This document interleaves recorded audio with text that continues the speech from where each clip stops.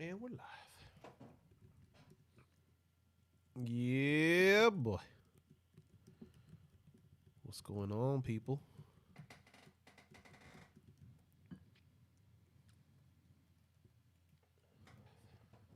Topping off these chelas. Yeah, boy. What's going on, people? All right. See, I'm not sure if I want to talk about this, but the fellers in the chat, they just brought up that person that made that song. Oh, yeah. Yeah. Yeah, them tweakers need to stop. Oh, you guys didn't like that new anthem? It's a questionable anthem, that's for sure. Yeah, I defer to Ice Cube on that. Yeah. Yeah, Ice Cube, please give us your thoughts Should we add that to the quick hits? as soon as possible. Oh, my God. I think so. Yeah, go ahead. I think so. Go right the fuck ahead. Add Put that that to shit the- in the quick hits. Add that to the thin hits, if anything, dude. Jesus. Poor girl, man. She need to eat something. Oh, Get some food in her life. I don't know, man. I question what kind of hits they're taking. That's all I'm saying. What are they called? Jedi, the Naked Jedi Show. That's it. See, it sounds like it almost sounds like one of those things that It's another bad spin on a good idea. like the Ali G show or some shit like that. Like they came up with that or something. All right, let's get this cracking. What's up, pillagers? It's been a couple weeks and we took a break.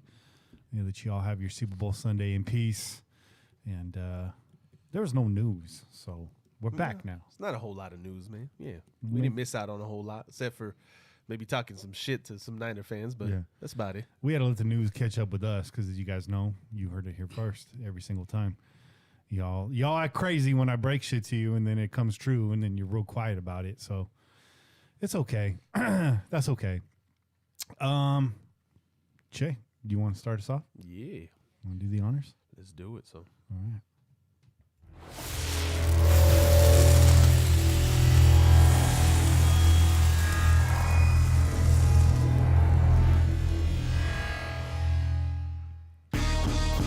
You're listening to the Pillaging Podcast, proud member of the Crow's Nest Podcast Network, companion podcast to CMPN. That's the Crow's Nest Podcast Network. Yeah. Call in and leave a message to be played on air at 408-909-PJFF. This episode brought to you by DC4L Custom Tees. Check them out at DC4LCustomTees.com. It's time to pillage another podcast. I'm your host, Kenny Stapler. What are you drinking tonight, Che? Oh, chelas. Let me reach over here and grab this bottle real quick. We got this North Coast Brewing Company again, okay? I like that. This time we got the Prankster. Okay, this is the Prankster. This is a Belgian-style golden ale, and it's a 7.9 on the ABV. On the Richter scale, That's dog. that Prankster right there. That's that bottle right there. Courtesy of Bevmo. I like that North Coast distinguishment as well. Yeah. Because that's where we're at right here. Bobby, you got a little taste of that? I did already, and it definitely has a smoky flavor, man. Almost kind of like it was barrel aged, like wine. Yeah. It definitely has a little oakiness to it. You can see if you can see it on the screen. It's a little the clarity. It's a little foggy, which is good for Belgian. I like the Belgians because they have that like unfiltered flavor to them. It has a little richness to them. This is good though. It's nice. And it's smooth It's nice. too, man. Smooth, low bitterness, slight bitterness on the end. Just like in the back, if anything. Yeah, but yeah, man. Overall great.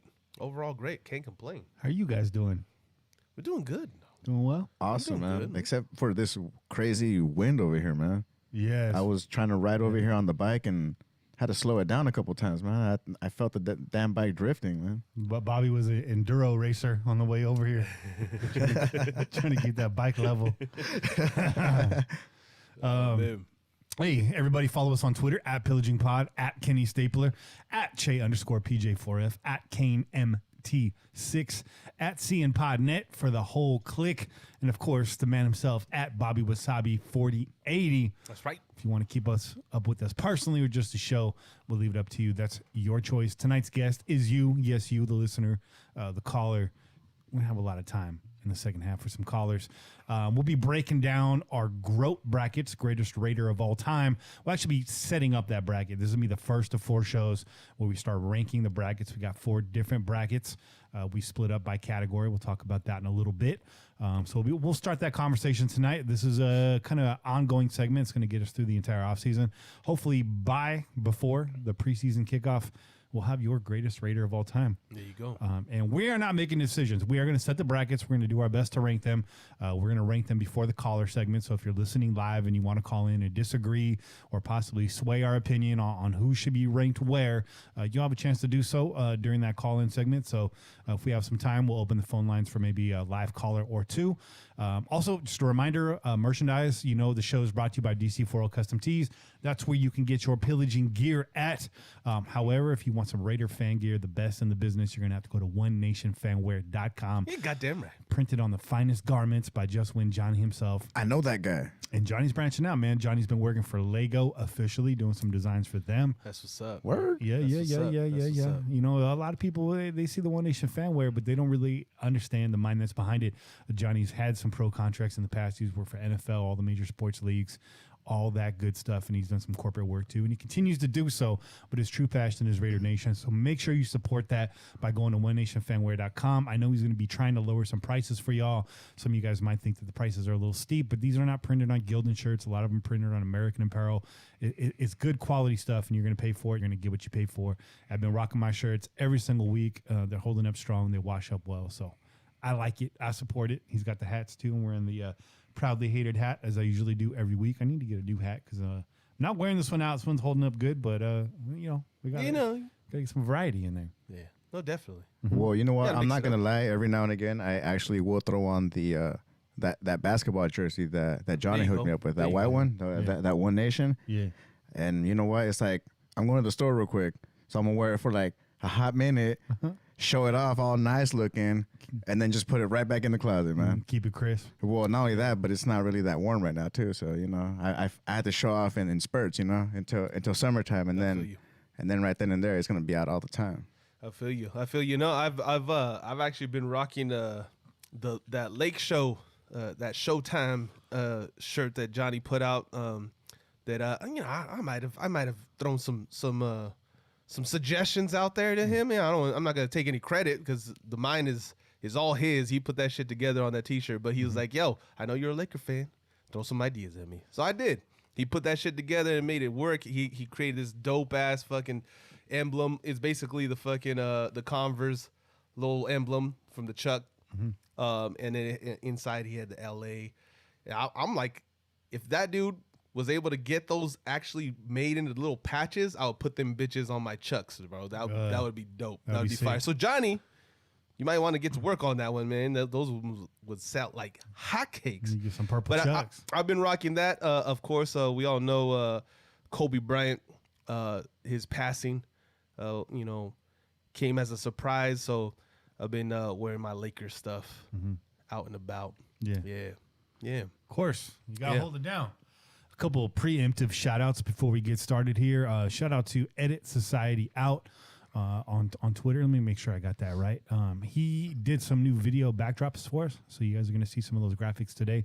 Let me see. Yeah, Edit Out Society. So that's the name of the Twitter profile. He's got a small following, very, very small following. He's pretty low key on there, but he does great video work. So you'll see a new transition in here tonight. You'll see a new graphic for the caller segment. So shout out to you, dog. We're going to keep working together, and hopefully he's going to help us get some smaller clips on YouTube too. So for those of you that don't want to sit through the 3-hour show, you're going to be able to maybe get some more digestible chunks. We've tried doing that once or twice in the past.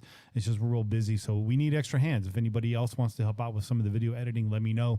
You can message me on Twitter, or you can email us, all that good stuff. It's in the link underneath this show. So, and then shout out to Sean 136, or I should say Dragon Dave's Medicated Salsa. We're going to be reviewing that right now. There you go. These are medicated sauces right here. That's all I'm going to say, that they're medicated. You can do the math on that.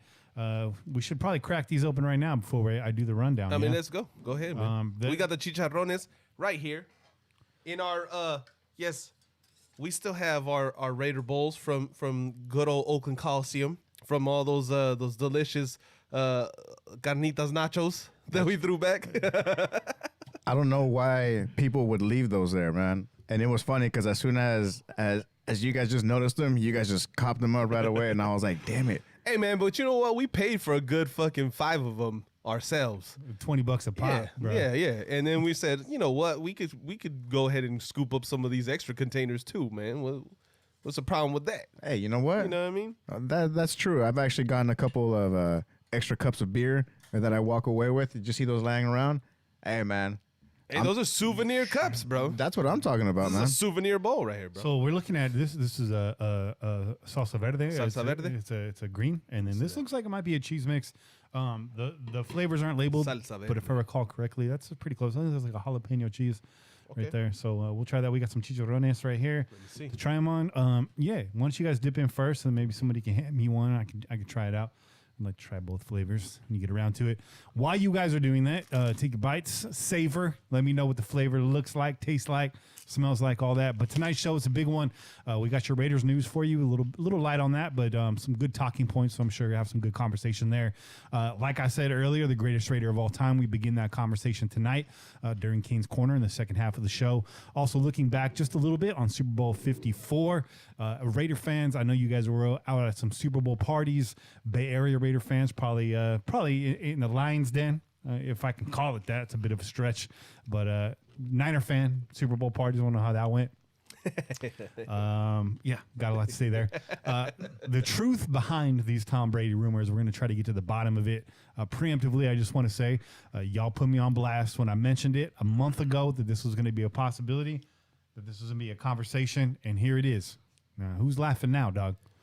Here we are. Get ready. This is going to continue to at least March. Listen. For those of you who did have something negative to say because we brought it up on the show, I just want to say, we're not here to sugarcoat shit for y'all. We're here to just kick the real. And when this shit hit, when we got word that Tom Brady was probably or might not be going back to the Patriots, we're just kicking the real to you. There's a very fucking real possibility that the Raiders would be interested in him. That doesn't mean that we want it to happen. It doesn't mean that we're like, oh, yes, Tom Brady, he's finally free agent. Not at all.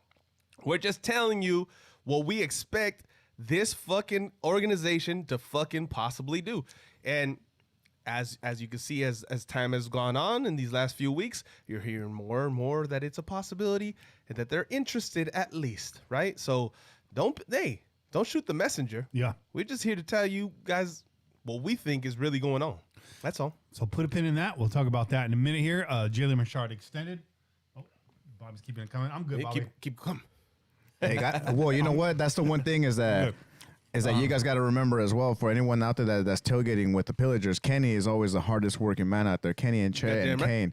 I was out there meeting and greeting, shaking hands and kissing babies and whatnot, christening Raider babies. That's what they're doing out there. But you always got to make sure that these fellas are well fed, and that's the one thing, man. Hey, man. Appreciate you, dog. Appreciate that, brother. And make sure nothing catches on fire, as you know. And then last but not least, XFL Anyone, anyone watching that. 3.3 million people watched the debut game. So I think it's maybe time to talk a little XFL. I myself was impressed. I thought that the quality was good, and I enjoyed seeing some football on my television here in late February. So why don't you hit him with that brand new transition, and then we'll get into some quick hits, dog. Oh, yeah. Yeah, boy. Quick hits. Let's get into this right now. Okay. You guys ready for this? Let's do it. Jalen Richard received an extension from the Raiders this past week. Richard expected to be retained for 2 more years to the tune of $7 million, with $4.6 million being fully guaranteed. The undrafted free agent has proven to be a more than capable third down back and a change of pace in the Raiders' running stable. What does this all mean? It means Jalen Richard, he's become a stalwart in this offense, man. He's officially staple of the the Las Vegas Raiders. He's here to stay. And it feels good, man. Feels good. Absolutely, man. And this is what, we were talking about, the running backs and the running back situation, who sticks, who goes, not that long ago. And I've always felt like Jalen Richard sticks for various reasons, because he adds a little wrinkle to the offense, right? Because of the abilities that he has as a pass catching running back. And he's got a little change of speed to him, right? Like you see him, he moves a little differently. He's got a little more jump, a little more juice. And to top off, he's undrafted. He's an undrafted guy that we got a couple years back. And so you already knew that the money going his way wasn't a whole lot. So to throw a little extension his way, and we know he wasn't the lead back last year, so it wasn't going to cost us much more to keep him on for a couple more years, right? I just thought it made sense. I just thought it made sense. Well, not only that too, but they actually it shows that they trusted him a lot more. I mean, look at what was it that like in not the receiver, but it was the kickoff returner. Remember, we had him for a minute, and then he sucked, so got him out of there, and they actually put Richard in there because they trusted him a lot more. Yeah. So it definitely shows. I was kind of hoping a little bit more for Washington, just because he has shown that spurt. Yeah. But in reality, when I had sat down, I was like, well, I remember, rooting for Richard. And that's who I wanted. So, it makes sense that I've rooted for Richard before. So when I saw that, I was like, that's perfect right there. Yeah. Yeah, I'm glad you bring up Washington. Raider Ben's in here. He's saying Washington greater than Richard. You guys know here on the podcast, we're big fans of DeAndre Washington. But these guys have now, when they started off, they both, Washington not an undrafted free agent, but both rookies coming in the league at the same time. 2016, both had great years. I think they both averaged like 4.6, 4.7 yards per carry. Both of them had a couple home run hits that year from the line of scrimmage. So, they're often compared to each other as like which one's going to get the nod, which one's going to pull ahead in this race. But I think now the years have gone on. Washington and Richard have shown that the personalities on the field, I should say their style of play on the field, very different. Yeah. Washington looking like more of a backup to our main running back. Yeah. Somebody say his name, please. Bless the show. Bless the show. Josh Jacobs, bro. Thank you. Bless the show. Josh Jacobs. All praise due. You got me off guard, bro. Bless the show. Bless the show. I was like, yo, I don't got no fucking holy water over here. So he more akin to Josh Jacobs' running style in that he's a bit more physical than Richard, likes to fall forward, pretty tough. And Richard, that speed guy. I compared him to Darren Sproles first. Compared him to Ricky Prohl because I have my name all fucked up. But yeah. It's funny. I was watching XFL and I saw some dude with the last name Prohl, and I was like, Ricky Prohl. Bro, where the hell has Ricky Prohl been living in my brain all these years? And then pops up all of a sudden. Hey, you know what it is? It's these medicated salsas, bro. It might be. So salsa update. We tried them. Yeah. These are delicious, bro. Hey, they are good, man. You know what? I like the queso. Okay, the cheese is good. I mean, you can't go wrong with cheese. It's though, good. right? It's tasty. It's good. It's got good flavor. I got to say that the salsa verde, it's a little more mild, right? Mild in flavor and definitely mild in spice. It's got a little kick at the end, but not enough to get our attention. Right. Because, we're veterans of the salsa game. Could use a citrus kick. Maybe. Yeah, a little tang would be nice. A little more garlic. A little garlic would be nice also. And I wouldn't mind if you just kicked it up with some more peppers, bro. But you know what? But it's good. It's good. It's delicious. And as far as the medicated part is concerned, they actually kept it very clean because a lot of the times people they overload it too much, and that just completely ruins the entire flavor of the salsa. Yeah, so. the point of making a fucking salsa that's medicated is that you feel like you're eating salsa. Yeah. Yep. Not that you're fucking eating lawn trimmings. Yeah. You cannot taste the flour at all, and these very good, very dangerous in that regard. The queso, it tastes great. If you like that, for those of you that don't get queso, like authentic queso, let me put it to you like this. If you ever get that cheese, that Frito cheese dip in the jar, you're going to like this. It's that with class. It's that with flavor. There you go. It's very good. And the kick is mild. It's there. There's some heat in my mouth right now, but it's not too much. So for those of you that are like, don't like the heat, you'll take this just fine. And for those of you that do like the heat, you'll appreciate the small burn that's in the background. It's good. It's definitely there. These sauces are great, man. Better than I expected. I didn't expect them to be bad, but good. I would definitely buy these. I would eat them again. I'd put them out at a party, and I would not tell anybody that they're medicated. Yeah, that's definitely one of those that you put it next to the chips. Tailgate update, right? Yes. This is going to update the tailgate, right? Yeah. We're going to go from the Pocky chips to the medicated salsas. Yeah. You're taking it to the next level right there, Che. Hell yeah. Shout out Pocky to chips and medicated salsas. That's taking it to another level. Shout out to Austin Lepla for the donation. He sent $5 in the YouTube chat. yeah. You can too. Austin says, "What's up, Kenny, Che, Bobby? Keep up the good work. Love the show. Go Raiders." Hey, we love you too, brother. Appreciate you, brother. Definitely go Raiders all day, every day. And you know what? He's always in here too on the group chat. He is. Austin's definitely up in there. Raider Ben's in there right now. Vince is in there. St. Kaufman holding it down for PJ4F.com. Watch Raiders in the house. Raider Homers in the house. We got the whole collective is in the mix tonight. So Raider Ben, No Name is in there. Yeah. Mojo's in there. Juice is in there. Dapper Dan is in there. Rolling Dubs. So that's a roll call for y'all right there. Depressed Raider fans in there. Mojo, what's good? Hope that theme song's treating you well. Irish Raider, shout out to you, dog. Moki's in there. Yeah, man, it's lively chat tonight. It's good to see y'all in here. We miss being in the studio. Real quick, because I see people are arguing against Richard. Okay, and let me just say this, because we don't disagree with your take. If you're a Washington guy, if you're on Washington's side, we don't disagree with you. We like Washington too. I mean, you've been a big fan since we drafted Washington, right? When we drafted Washington, you were big on him. You were like, yo, Washington, that's the guy I think we got to look out for, because I think he's going to eventually become the guy.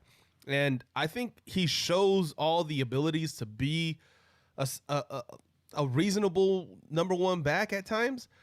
But because we have a guy like Josh Jacobs, I feel like their attributes are too similar. Mm-hmm. And maybe Washington's to a lesser effect, obviously, right? Yeah. And I think that when we think of the Gruden teams of the past, we had multiple backs, and they were all very specific in what their abilities were. We had a Tyrone Wheatley that was a big bruising back that could make big plays, right? But he had that size, right? Mm-hmm. Then we had a Charlie Garner or a Napoleon Kaufman with the quickness, the bounce back, and all that kind of movement, right? And then we also had Zach Crockett, who was goal line to Smasher. the day. Yeah, just goal line, just go in there and score touchdowns. Rob all the touchdowns from the running backs that got us to the goal line. Yeah. Just go get all the touchdowns, right? And then you had, even John Ritchie, right? Fullback, blocking, bleeding all over his face, and then catch a pass from the backfield and every once in a while score a touchdown. You want versatility in your backs. You don't want them to look so similar. Oh, yeah, no okay? You don't want your backfield to be one note. Exactly. You don't want every single one of your running backs to look like the other one. Mm-hmm. And I think that's the biggest key in this decision is we keep a guy like Richard because he adds a different wrinkle to the offense. Mm-hmm. Not because he's necessarily the better running back overall, but because he complements Jacobs a lot better. It makes us dynamic. Yeah. And would you say we have a plethora of running backs? A plethora? What is a plethora? But so those of you who are against it, man, it is what it is. We're with them now. That saves us from having to go out there and get another change of pace back. Richard's in the system, knows the system, very comfortable, has a Raider identity. He's going to ride with this team for at least the next 2 years. I love it. Personally, love the move. Welcome back, Rocket. Like to see you there. Just when Johnny designed the shirts for Richard's youth football camps as well. So, again, shout out to OneNationFanwear.com. Let's keep it moving. Another quick hit right here. Yeah, boy. Just 2 weeks ago, Adam Schefter reported that the Raiders would be making a major push to sign Tom Brady if he becomes available after the March 18th free agency signing period begins. Again, I mentioned this as a possibility and something to keep an eye on last month. I mentioned this last month. Y'all thought I was crazy. Look, I'm not saying I'm for this. You guys sometimes think because I say something that I'm a big fan of it. I'm a fan of how logical it is. I'm not a fan of seeing Tom Brady in a Raider uniform. Let's get that straight right now. That is cringeworthy. That's going to be really hard to stomach. Facts. But now you see Schefter reporting this, so there's some truth to it. The smoke is in the air.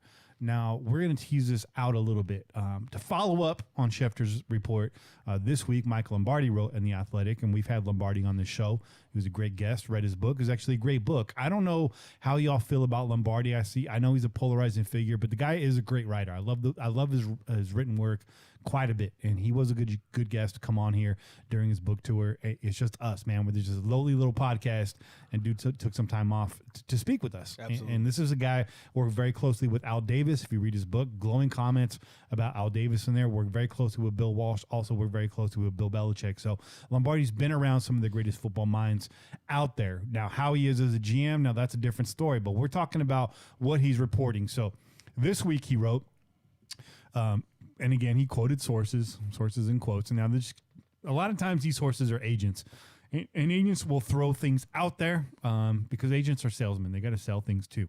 But Lombardi wrote that all the Raiders' glowing reviews of Derek Carr have been nothing but a sales pitch. And that's what you do. You're talking up your quarterback. You know, it could be one of two things. Either they really love Derek and they want to keep him and they really believe in him, or they're talking him up because they're looking to increase some trade value and see what they can get for Derek Carr. Lombardi says it's the latter. He goes on to say that behind the scenes, the Silver and Black have been searching for Carr's replacement in Vegas. He also points to Tom Brady as a potential suitor for that position. So now you got two of these big media names out there really throwing out there, you know, a recipe of change, and Tom Brady being a possible replacement. I also brought up the possibility of the Raiders making a first-round push to bring in a rookie quarterback to develop, whether it's Herbert, Tua, whoever you want to say, or it's a late-round project pick. I wouldn't be shocked to see this go down. In fact, I expect this to actually happen. The Raiders will draft a quarterback this year. That's me saying that, not this whole show. I don't speak for everybody here. We'll open up the panel here in a second. But I do expect it to happen. Now, bringing in a vet to keep the organization above water for the first couple of years in Vegas also makes a lot of sense while that vet coaches up whoever they draft this year. Right. Whether that person's going to be Derek Carr or not, we kind of talked about that in our last episode, remains to be seen. That all remains to be seen. On the other side, Tom Brady could very well be leveraging the Raiders for a high salary somewhere else, possibly in New England. Now, let me move forward on this. You know, Tom Brady was supposedly seen to be packing up his house in New England. I don't think people actually saw him out there loading up a U-Haul, yelling at Giselle. No, apparently though, you know who they did videotape at least leaving his home was your boy, Cry Me a River.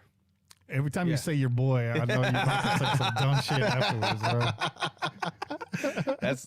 That's a warning, bro. Because he ain't my boy. Yeah. He's got to be somebody's boy. No, but he was loading up all his kids and chitty chitty bang bang. somebody had a camera of the fucking moving trucks leaving the Rivers residence. This was months before the charge. I mean, well, at least maybe weeks. I'll take that back. Maybe that's a little excessive. Mm-hmm. Weeks before the Chargers said we're going to be moving ahead without Rivers. Yeah. So there was a little key to it. I don't know if anybody was videotaping Tom Brady's house in New England, but yeah.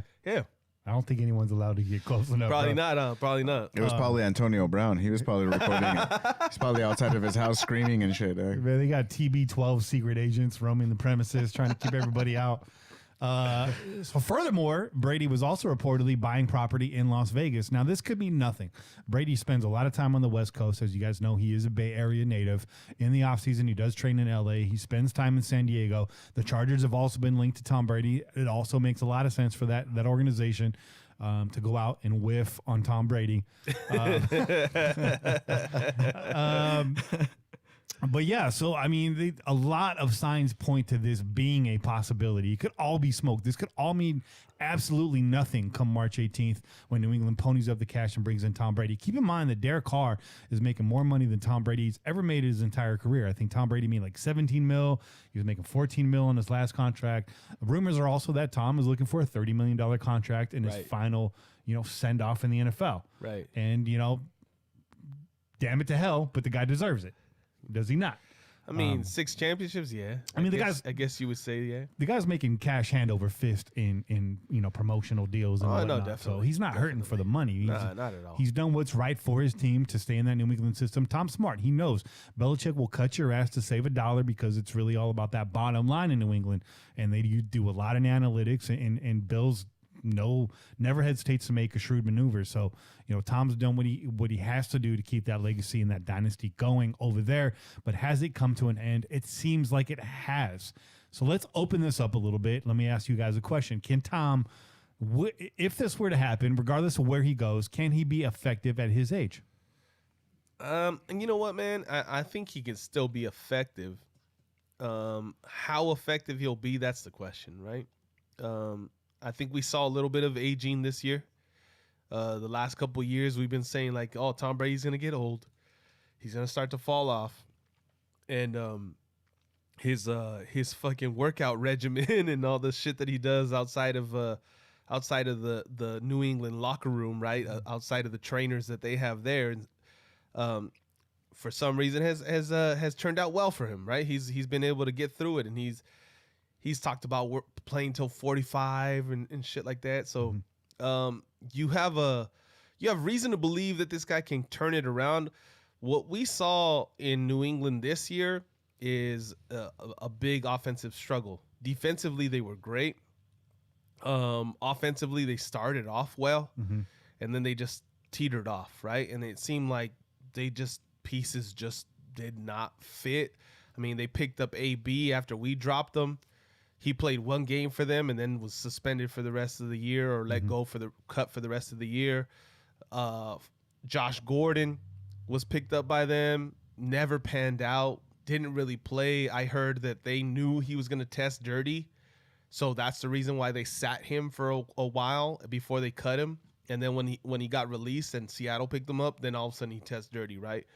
And then they brought in Mohamed Sanu, and they thought, this is it. This is going to be the guy that's going to fucking like get our offense to pick back up. Didn't pan out either. So who knows what the question is, right? Me and Kane argued back and forth about the equalness between the receiving cores of the Raiders and the Patriots. And all I was saying was they did not produce just like our receiving core didn't produce, right? Names or no names, the production was about the same. Wasn't there. You could say that the talent level was better, but the production wasn't there. There wasn't enough to back it up to say that crew is better than this crew. So you got to question, does that mean that Tom Brady, he doesn't have it no more?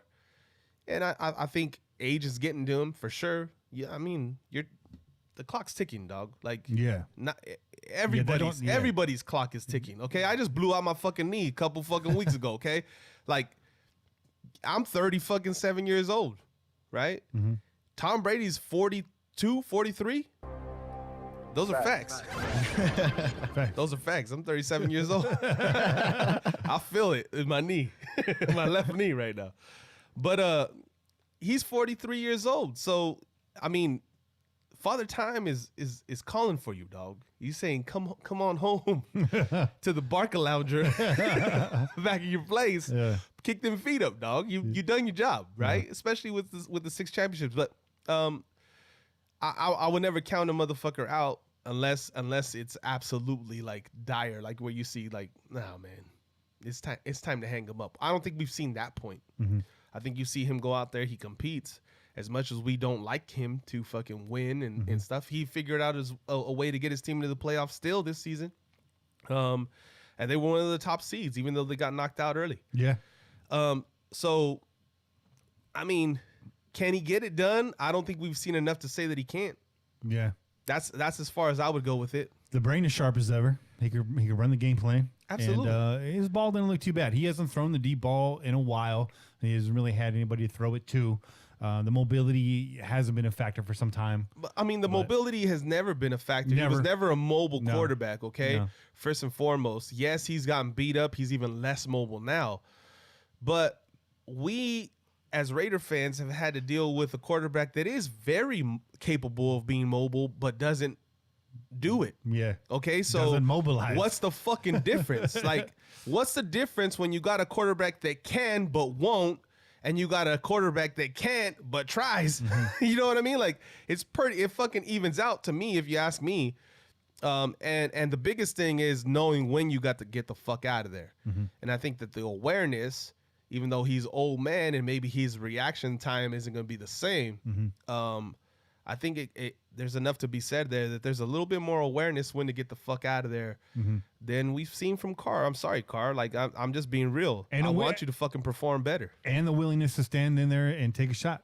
Yeah. Well, I'm glad you actually brought up the whole idea about the whole weapons, the offensive weapons, because it's true.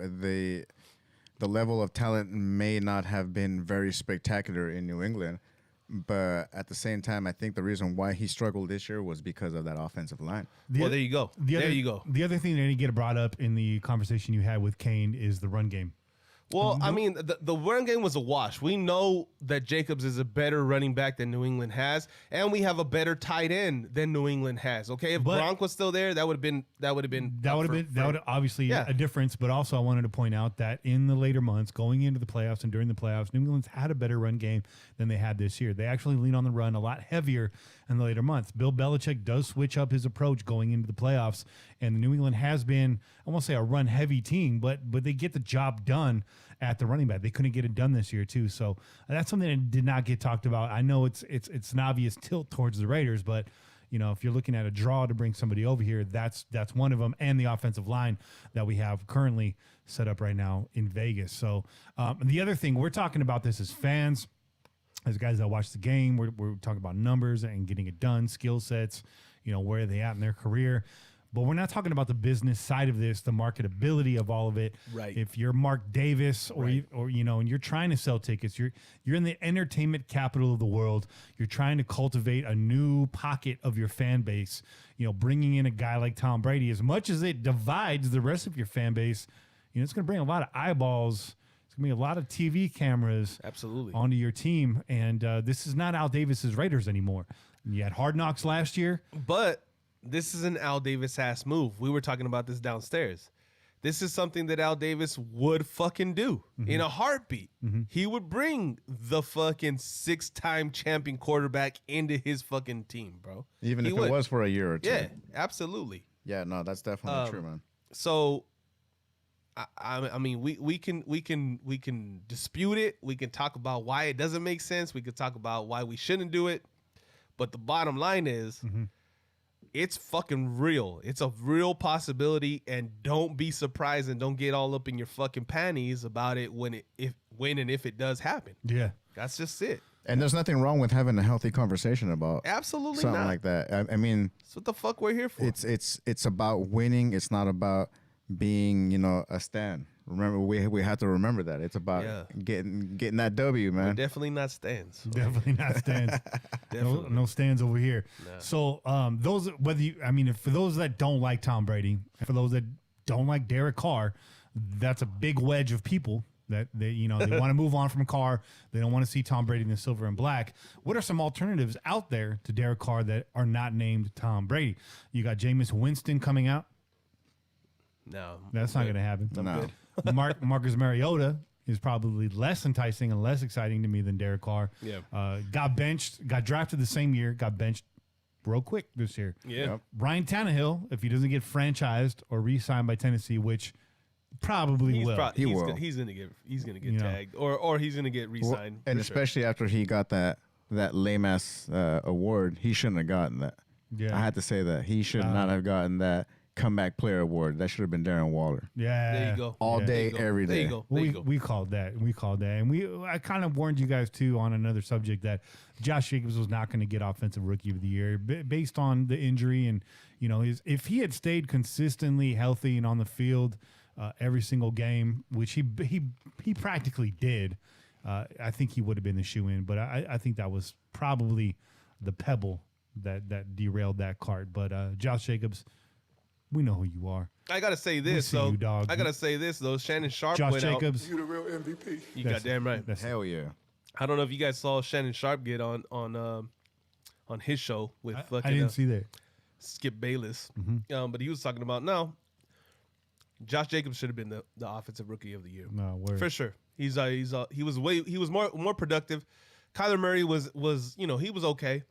He's all, but what was the difference in the wins for Arizona versus the difference in the wins for the Raiders? Yeah, no doubt. Josh Jacobs did a lot more to help his team than Kyler Murray did. Kyler Murray helped his fan base more than he helped his team. There you go. If that makes sense. There you go. So, well, not only that too, but I like to say that the whole reason why he was given that is just so that they could save face.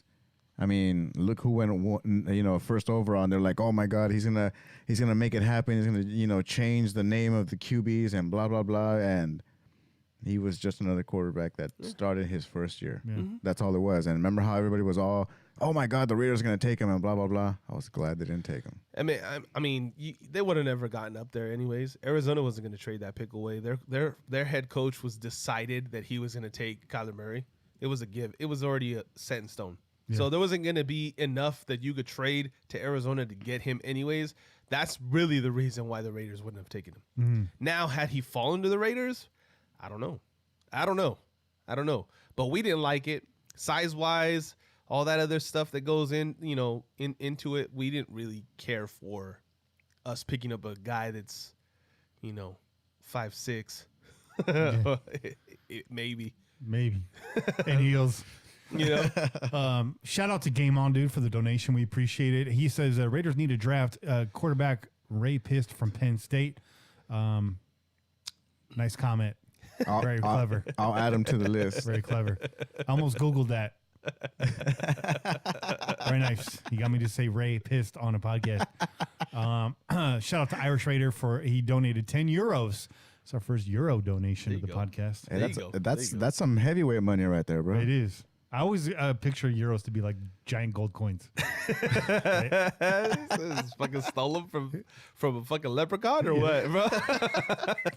I like metal money. I want to walk around with my money in like a little leather bag, and You just want it weighing your fucking pants down, just fucking. you tie it to the belt loop, and you get this whole Renaissance look going on. That's the original fanny pack right there, bro. Yeah. That's what it was. Facts. That was the whole reason for fucking suspenders in the first place, bro. Fucking overalls were invented for fucking coin money, bro. I got 3 pounds of silver on my head. Who wants to party? Who wants to party? I'm throwing my shillings down on the table. Irish Raider says, who made the better song, AB or that skinny chick in Vegas? Well, I'm glad you bring that up because that's our next quick hit. Oh, man. Oh, yeah. Did anybody hear this song? Or is it just me that suffered through it? I couldn't listen to the whole thing, bro. Honestly, I couldn't. I had to for scientific purposes sit there and watch the whole thing, and I was traumatized by the mere fact of the music alone. Mm-hmm. And then the visual. And then the visual took it over the top, right? I literally, like, my jaw dropped, and I was like, what in the Walter White is going on here? Yes. They hit their head hard enough. Little meth sacks fall out like sonic rings. First of all, we don't need you to create a new Raiders anthem. Okay? Nope. We got plenty of those. We got the Autumn Wind. Yep. Yep. Ice Cube. Classic. Yep. Got Raider Nation. Yep. And I got the One Nation Fanware theme song. Hey, and the Loonies, bro. And the Loonies, dog. Don't forget the Loonies. Who called it? Who had us moving to Las Vegas in 1998. There you go. When they dropped that track, or I think it was 98. They were the original Looney Damuses, dude. There you go, Looney Thomas. Plenty of Raider anthems out there. We don't need you in your vegan shoes coming with the new reappropriated Raider anthem, and you couldn't even do it original. You had to jump on top of Ice Cube's song. Yeah. Did you even talk to Ice Cube about this? Yeah, that's what I want to know. I can't even say the name of the song on the air. No. But I'm sorry, lady. Ice Cube's got a song for you. I think it's on the America's Most Wanted album. Yes. You can go check that out. I highly recommend it. It's one of my favorite albums, honestly. Yeah. You guys know what song I'm talking about. And that album was actually produced on the East Coast, but that's a history lesson for the podcast. There you go. Yeah, so this song came from the Naked Jedi show, which is another bad idea based on a great idea. Yeah, I don't know what y'all are doing out there in Vegas, man. I was feeling good about this move. No. Now you got me type nervous. Whatever you were doing that led up to this Stop doing that shit. Stop doing that shit. 12 steps to recovery. Shit. And, honor every step. It just wasn't a very smart move. Not only that, too, but I believe somebody brought up in the comments. I was reading the threads a little bit. I mean, there was just way too many comments to even keep up with it. But I was reading a couple of them, and someone was like, for real? It's not like your flows are that intricate. Why the hell are you looking at your phone the entire fucking time? I'd rather slap Riley Reid's rap song over that one. And she said the N-word and got a pass on that. I don't know. I don't know who really gave her the pass, so I'm not even gonna. I'm probably not one of the 15 guys in that last gangbang she had. That's my guess. That's facts. That's my guess. That's probably facts, bro. I'm not gonna lie. It's probably facts. Shout out to Riley Reid. Keeping it real natural down there too. I know some of y'all like that. Please just stop. Just stop, lady. Just go back to I don't know what the hell you were doing before, but just don't do this no more. We know what she was doing before. Well, we obviously Shout know. out Walter White. Shout out. Shout out Walter White. We know she was rocking the baby, dude. But, Come on, dog. I mean, shit. Jesus Christ. She's on that blue. She's on that blue. Those blue tops. She definitely needs to reevaluate her life right now. Yeah. That's all I gotta say. Yeah, I don't know. Let's anyway, shout out to Irish Raider for bringing that topic to the show. It was that was entertaining. If anything. Next. Yep. Super Bowl 54. Let's talk about this. How was your Super Bowl Sunday, Che? I know you were in the belly of the beast. I was with Bobby out on a satellite mission eating some good barbecue, but you were out there at a 49ers Super Bowl house party. Yeah, I was, man. So give us the rundown on that from the moment you walked in. I know you was decked out. Oh, no, you already know. I rolled up into that bitch just like this. Blacked out, black and silver from head to toe, bro. I had my Raider hat on. I had my Pillaging, my podcast. Actually, you know what? I had that shirt on. Okay. I had that very same shirt on. Yep. That's the shirt I wore. Yep. Show them what I got. Show them what you got, Kenny. Is it in there? Yeah, let me see. Yeah, that's in there.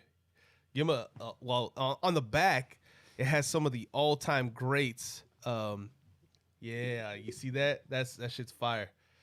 Yeah, that's a dope-ass shirt. We got that shit from the fucking bootleggers outside the stadium. That's it. Yeah. That was the last day, too. Yeah, that was the last game. We bought all that old gear. We bought all that shit up. Yeah. We spent like 40, 50, 60 bucks out there, bro. Total. A piece. A piece, dog. No, but so I rocked that shit. I walked in there and I walked in the house because the game was already started. So I walked in with, I had went and got some brews. Me and my boy like to get down on the brews together. I walk in, and as I walk into the living room, everyone goes, "Of course you came like that." I was like, "What the fuck did you expect me to come in? Mm-hmm. Did you expect me to come in here in some fucking Niner gear? I know you didn't expect that. Joining the party, guys. I'm going to be fucking wearing my fucking team. One in Rome. To the day I fucking die." Okay? So I rolled in there, and they just fucking laughed or whatever, and they're like, all right. They were all excited. And, of course, man, the game was going their way. So there was a lot of cheering, a lot of Allegedly. a lot of hollering. Mm-hmm. And I sat there and I ate up their fucking tomahawk steaks. Yeah, you did. And I drank up all the brews. And I chit-chatted with everybody. And I was like, hey, that was pretty good play. That's all. You guys intercepted fucking Patrick Mahomes twice. That was fantastic. Knowing goddamn well that the score was 20-10 going into the fourth quarter, and it was not nearly enough points to be comfortable. Let me speak on that really quick before you move forward. We were talking about this downstairs. Yeah. A lot of people are talking about, the Niners pissed this one away. It was in their grasp. It was in their hands. And I watched this game a couple times. This game was never in their grasp. I felt like Kansas City had the momentum from the get. I felt like it swayed. It definitely swayed after the first half. But 10 points up on KC. KC was down by 21, I believe, was it Tennessee? Yep. Yeah, in the first quarter. Yep. And smoked them. Yeah. Steamrolled them. Yep. I never thought you had this. You had some opportunities you could not capitalize on, and so did KC at that point. And KC, I felt, had all the momentum. A lot of people are making a big deal of this 10-point lead. It's only 10 points. Yeah. The bigger deal is you gave up 21 in under 7 minutes. Yep. So continue. Yeah. No, so, I mean, so we sat there and everybody was asking me, well, I mean, you got to be going for somebody, right? And I looked at them. I said, you fucking kidding me, right? I hate you both. I hate both your guts, okay? Fuck Kansas City and fuck the Niners. I'm here to watch the game. I got invited. I'm here to hang out with my boys, drink some beers, have some good food, whatever, watch some football. But I'm not going to be happy if you win or if they win. I'm going to be very unhappy, okay? Plain and simple. And the game starts going.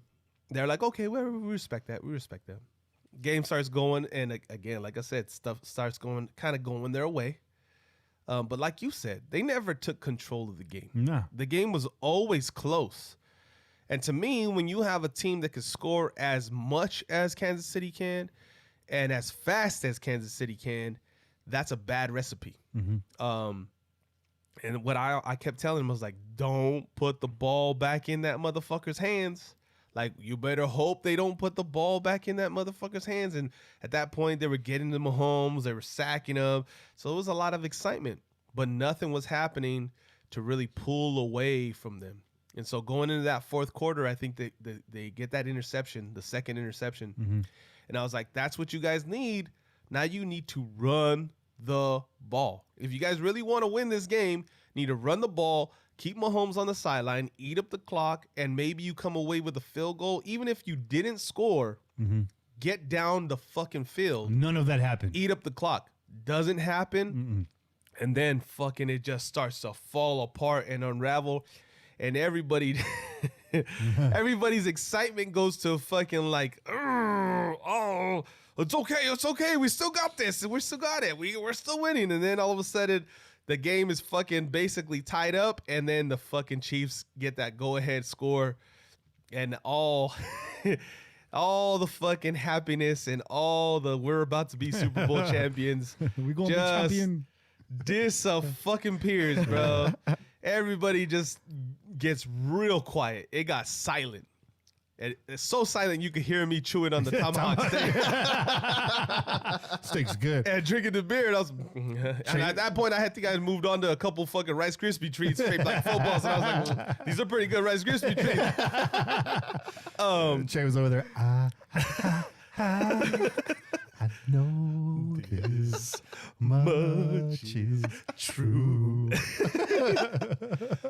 So then the Niners offense, the Niners get the ball back with like a minute? Yeah. Like a minute 10, minute 20. And everybody's silent, but my boy and his sister, they're just like, we can still do this? And my boy was a little bit like, I don't know. And then he was like, no, yeah, we can. And then Garoppolo shits the bed and fucking turns the ball over. And then it was over. And it was just sadness and just quiet. And I was like, man, I know I really don't like either of these teams. But this is kind of satisfying. Yeah, right. It's kind of satisfying. I'm not going to lie. Hey. It's a little satisfying right now. Hey, I work with plenty of Niner fans. But listen, man, I gotta say this. I do gotta say this. My boy, as much of a Niner fan as he is, and we've cracked some jokes on him at his expense, but he is my brother, and he's one of the probably the most down to earth fucking Niner fans that you'll probably hear. He wasn't making any excuses for himself. He wasn't fucking saying like, "Oh no, we got robbed," which I know for a fact other people were saying. We're gonna get to that. Okay. He wasn't saying, he wasn't making any excuses. He was saying like the better team won. And I respect that. Because there's not a whole lot of Niner fans that I know do that. No. There's a lot of Niner fans that talk a lot of shit. Yeah. get real quiet and disappear when shit goes wrong, and they don't want to explain themselves anymore. Yeah. So I respect that, and like I said, give big ups to my brother because he is my brother from another mother, and I appreciate the invite, man. You know, and giving me a story to tell on the show. And the steak. And the steak. The steak was fucking delicious, by the way. He cooked it perfectly. Well, it's important to get that insider information, man. Absolutely. Because I mean, it's one thing being out like in just some random area, like, you know, which but like just everybody's like just like not even like their team is in there. But when you're like in that area where like all those people are like that, and you just got to see that disappointing faces. It reminded me of the last time they were in there, and I got to see a lot of disappointed faces. And like you said, it's I was there for satisfying. that too, man. I saw that too. And I was the one saying like the Ravens are gonna beat your asses, and everybody that I knew at that point that were Niner fans, they were like, oh yeah, okay, sure, sure, the Ravens gonna beat us. Yeah. I was like, all right, watch what happens. Was there any difference from that last time and this time that you saw it? I mean, different people. I probably was a little bit more. I was probably a little bit more happy that the Niners lost the last time. Yeah. Because of the people that I was around. Same. I had hosted a party. Just saying. I hosted a party that year. I hosted a party that year here with my girlfriend at the time, who was a Niner fan, and all of her friends were obnoxious. They're all Niner fans. And I'm sitting there. I was the one like real football fan in the house, and the rest were Niner fans. Yeah. And you know, the power goes out at halftime. I was like, this is the one real football fan, and the rest were Niner fans. I was like, ooh. The power went down, and yeah, you know, and seeing it happen. So, on the flip side, this year, you know, our good friend Polygon. Those of you that listen to the Crow's Nest podcast, he's on that. He's a Niner fan. And I wasn't with him on game day or during the game. I saw him after the game when I got back home. We're Bobby and I are going to talk about our experience, which is mostly about the food. He was in absolute denial at the loss, and you know was kind of picking my brain the 2 weeks leading up to the game because he knows I know the Chiefs. We play them twice a year, so obviously I'm seeing a lot of Chiefs football. I tend to watch several of the games and try to watch 3 or 4 Chiefs games outside of ours just because I do the same thing with the Broncos and the Chargers. You want to do your homework, man. Yeah. Exactly. I'll watch their condensed games and see how they're doing, what's going on. You know, I told him, I said, the keys of the game are more complicated than you think. You're talking about, we just have to stop Mahomes. Number one, you're not going to do that. Not for 4 quarters, not for 60 minutes. You're not going to stop him. That is not an easy task. And you know, you're telling me the Chiefs' run defense sucks. Well, where's Travis Henry right now? Is what I told him. He's sitting at home now. Derrick Henry. Sorry, he's sitting at home right now. You know, they shut him down in the second half. How they did it, I don't know. I watched that game. Hats to the ball. They just smothered that dude. So I was like, they can shut down a run game. I reminded him. In the last 6 weeks of the regular season, the Chiefs' defense was number 1. Yeah, that defense woke up in the second half of the season. They like to take the ball away. They are an opportunistic defense.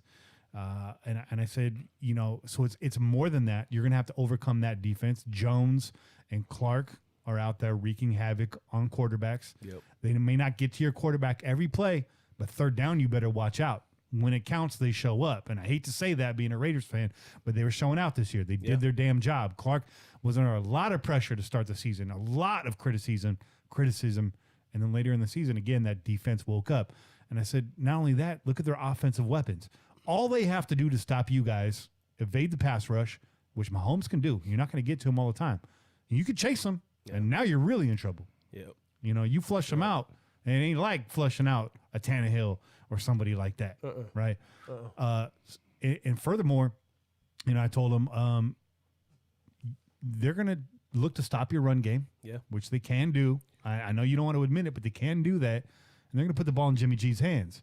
And I've had lengthy conversations about Jimmy G with our friend Paulie. Yep. And we're on the same page there. Because while Jimmy's a gamer, he puts 2 to 3 balls in the defender's hands every single game. They're not always picked.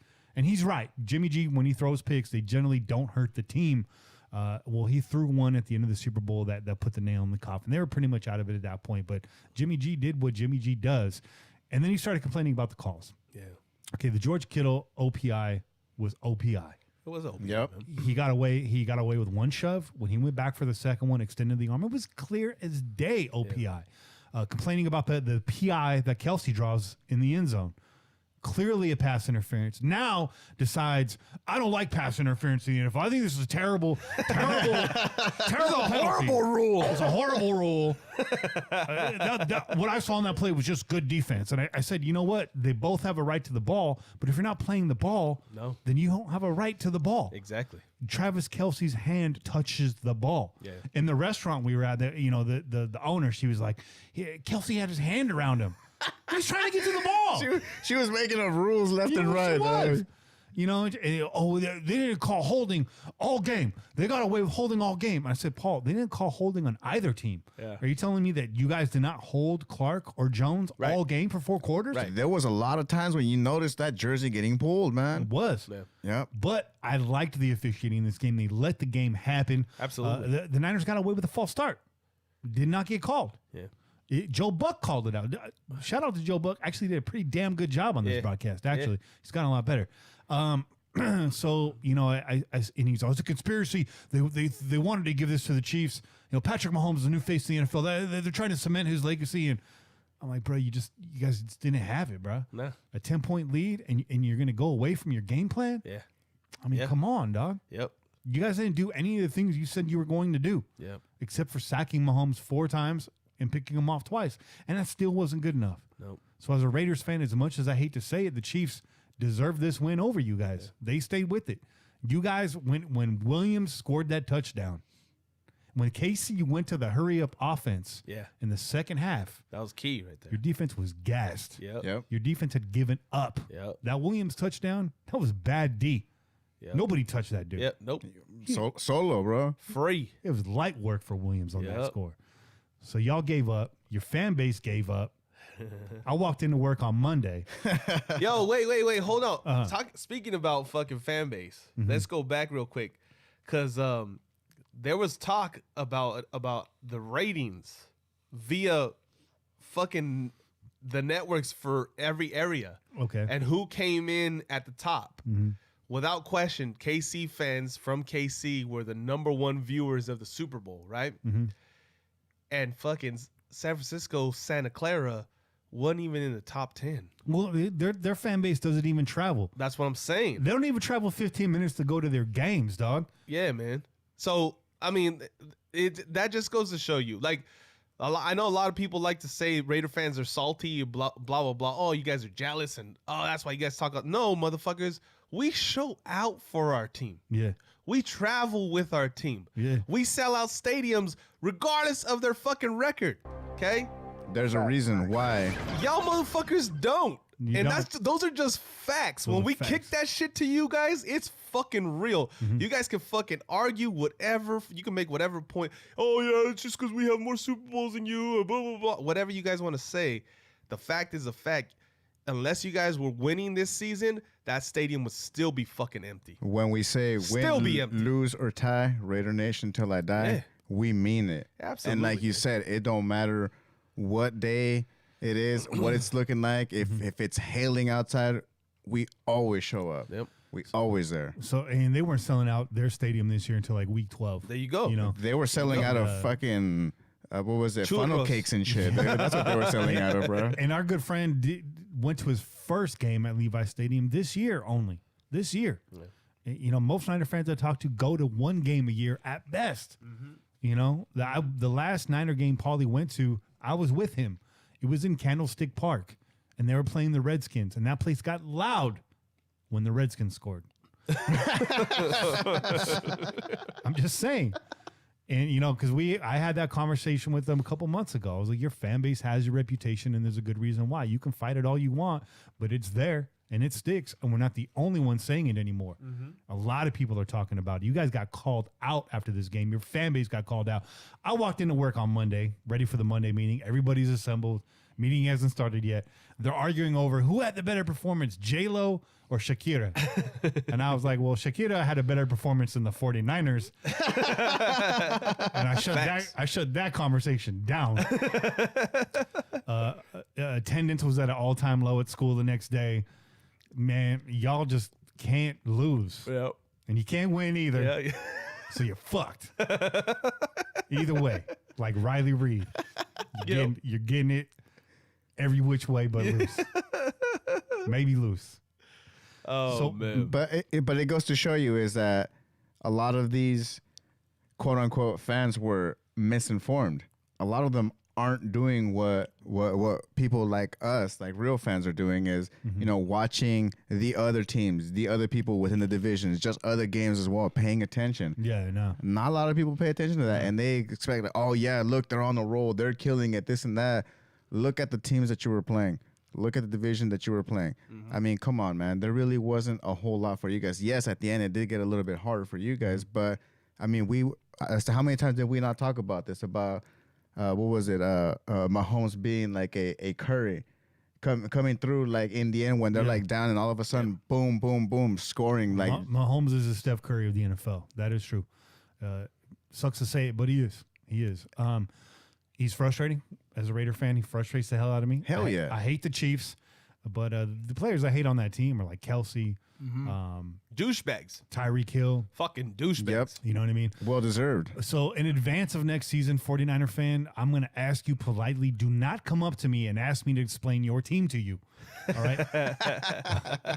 You should be doing that yourself. Yeah, absolutely. I hate that. And they don't like what I have to say. So, they oh, you're just a hater. I was like, nah, y'all have concerns in the second, this and that. And, they don't want to hear it. But, so Bobby and I and Rob traveled out to Hayward for the Super Bowl. There you go. This is tradition for you two. Yep.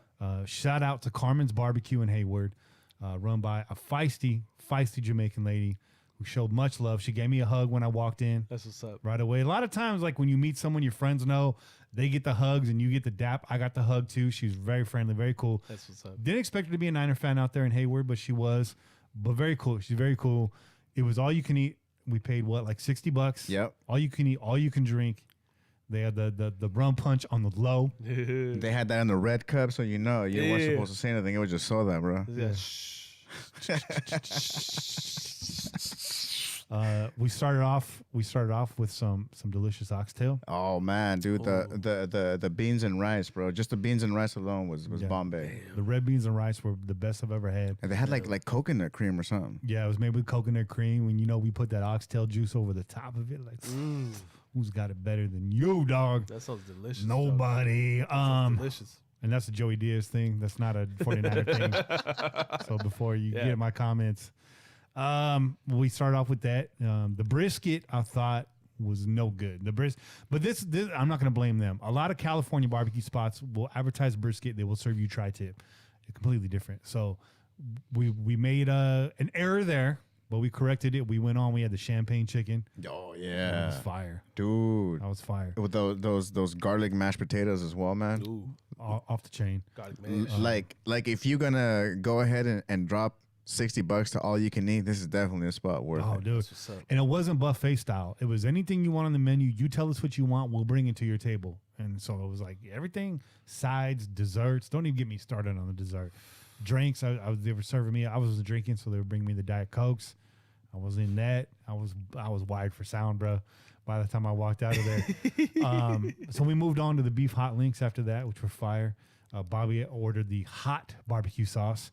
Okay. And that was the last time he ordered the hot barbecue sauce. Yeah, it had I had to let the damn tongue, mellow out a little bit, man. There you go. Dude, it was fire, bro. Yeah. Like, it was. I did not Jamaicans expect don't it to fuck be around like with that. their spice, bro. Nah. Jamaicans don't fuck around well, see, with their that's the spice. thing too, man. It's not just like your traditional like barbecue, barbecue. It's like barbecue with like a little like Jamaican twist at it. Yeah. And you know how you just said, man, Jamaicans are spicy as hell, man. So if it's spice with the barbecue, damn, dude, Yeah, perfect. Had a real fruit component. Almost tasted like Dr. Pepper in the sauce, which is something I do. But there was definitely some kind of plum or tamarind or something in that barbecue sauce. It was real fire. What else did we have while we were over there? The hot links. We had the oxtail. We had the ribs. The ribs. Yeah, Those were fire too. Dude, that's my go-to every time, man. I look at the menu all the time, and I always just end up going back to the ribs, man. And then for dessert, we went around the horn. I had the peach cobbler. At the blueberry cobbler. The blueberry cobbler, which I've never tried a blueberry cobbler. And they had a caramel apple cobbler, which we didn't try. and then the banana pudding. And I was like, I'm not going to get the banana pudding because they don't put the Nilla wafers in it. They put the Nilla wafers in that bitch. Hell yeah, dude. I will say this, and I'm sorry, Granny, the peach cobbler was the best peach cobbler I've ever had in my life. Not even close. Not even close. But out of respect for my granny, I did not eat the banana pudding because nobody will unseat her banana pudding. I make that same banana pudding. Hey, yeah. I'm not going to lie, man. Her banana pudding was good, man. Dog, shut the fuck up, dog. You're in my house, man. I've never had banana pudding. That's why. Okay. So to me, that was like the best ever in my Well, world. you still ain't had banana pudding. She was selling banana pudding. I make banana pudding. Pudding. A big difference. He's pudding. And I've devised a method to double the amount of Nilla wafers in the pudding. Oh. I'm not going to divulge my secrets, okay? Because you got to deal with displacement and volume and all that, and it's very scientific. It's very scientific. This ain't no Martha Stewart up in here, dog. You need a graduated cylinder? Yeah. I need an Earl Meyer flask. And an Earl Campbell flask to get me through the cooking process, if you know what I mean. Yeah. And to top it all off, yeah. she sent us home with to-go containers. Rob walked off with nearly half the damn restaurant. Well, he used the excuse that he was getting stuff for his dad. Yeah, oh yeah. And he should. It's a good excuse. Rob's been going there since Not lunch for the rest of the week. Right? Rob's been going there since he was 7 years old. So That's what's up. We were That's treated. what's up. We were treated very well. So he got mad hooked up for That's damn what's sure, up. dude. That's what's up. That's dope. Now, there were Niner fans in the building. Were they? Small restaurant. We were in a booth in the back playing it real low key, real low.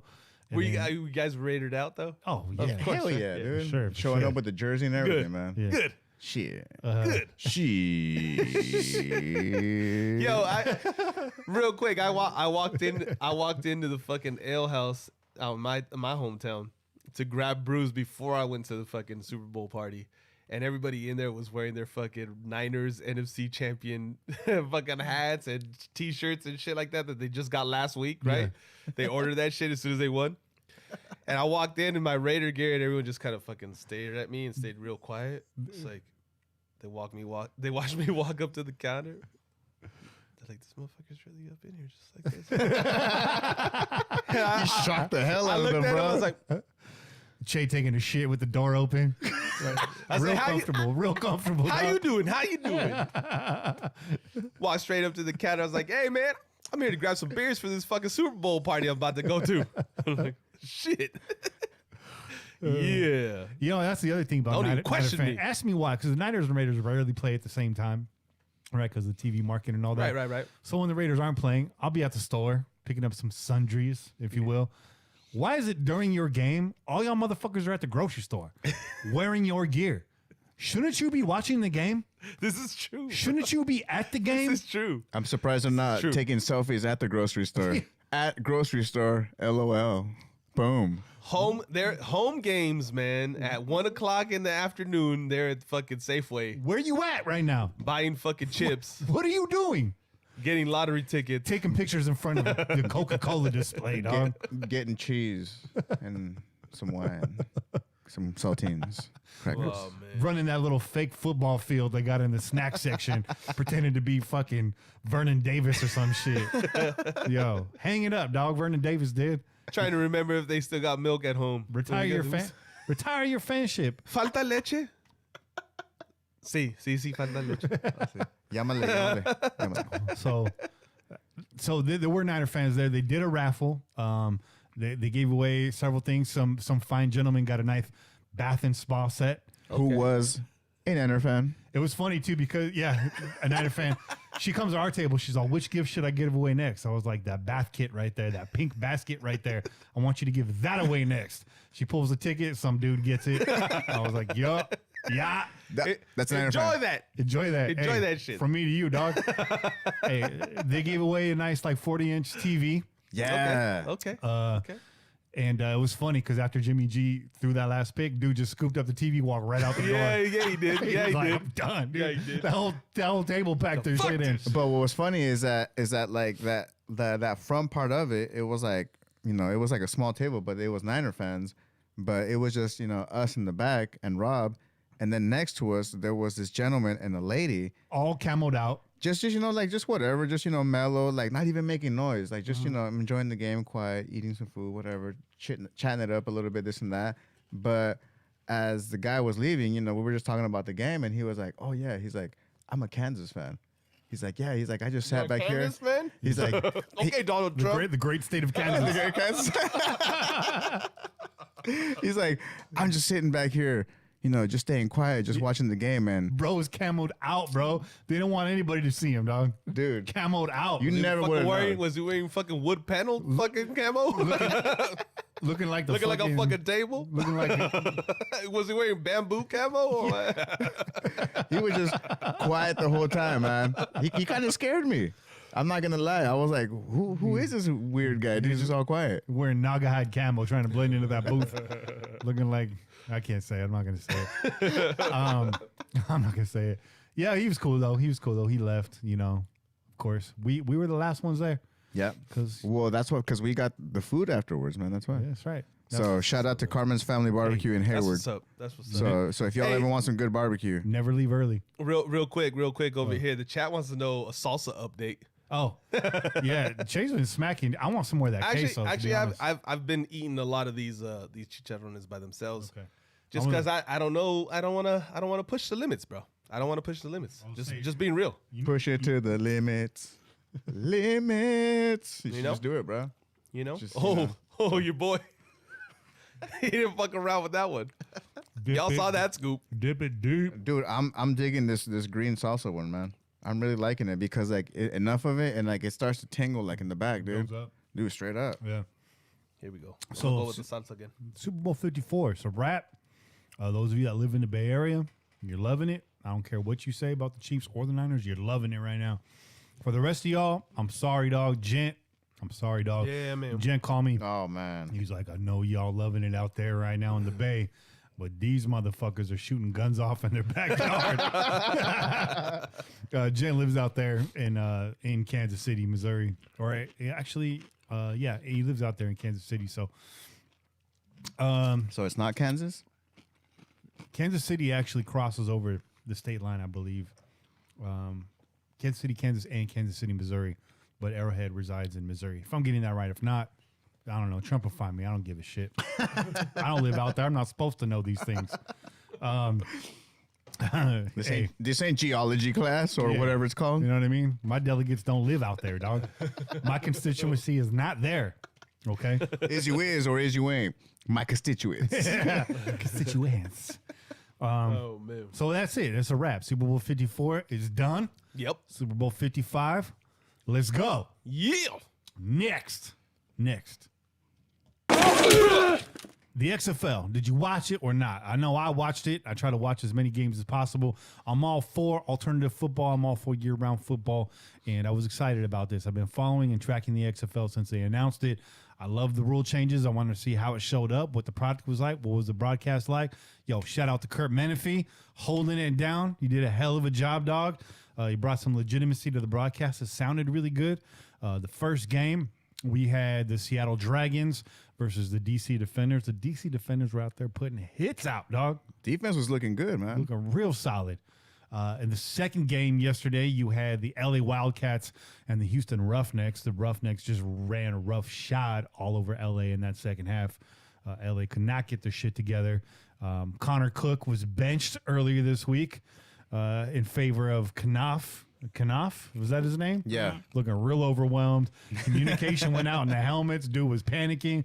He had teammates yelling at him. He was like, guys, I'm trying to do the best that I can. It was not working for him. It was like, dude, straight out, it was like, what was it? The Last Chance You. Yeah, That's what it was sounding like, bro.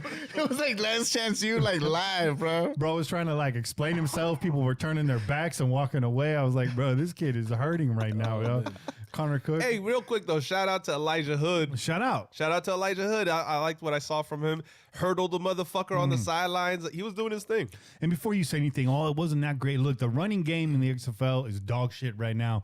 It is really hard to find offensive linemen in the NFL. Imagine what's left over for the XFL. So the run game's going to take a minute in the XFL, but Elijah was doing his damn thing. I saw LA had a bootleg Robert Gallery out there. Yeah.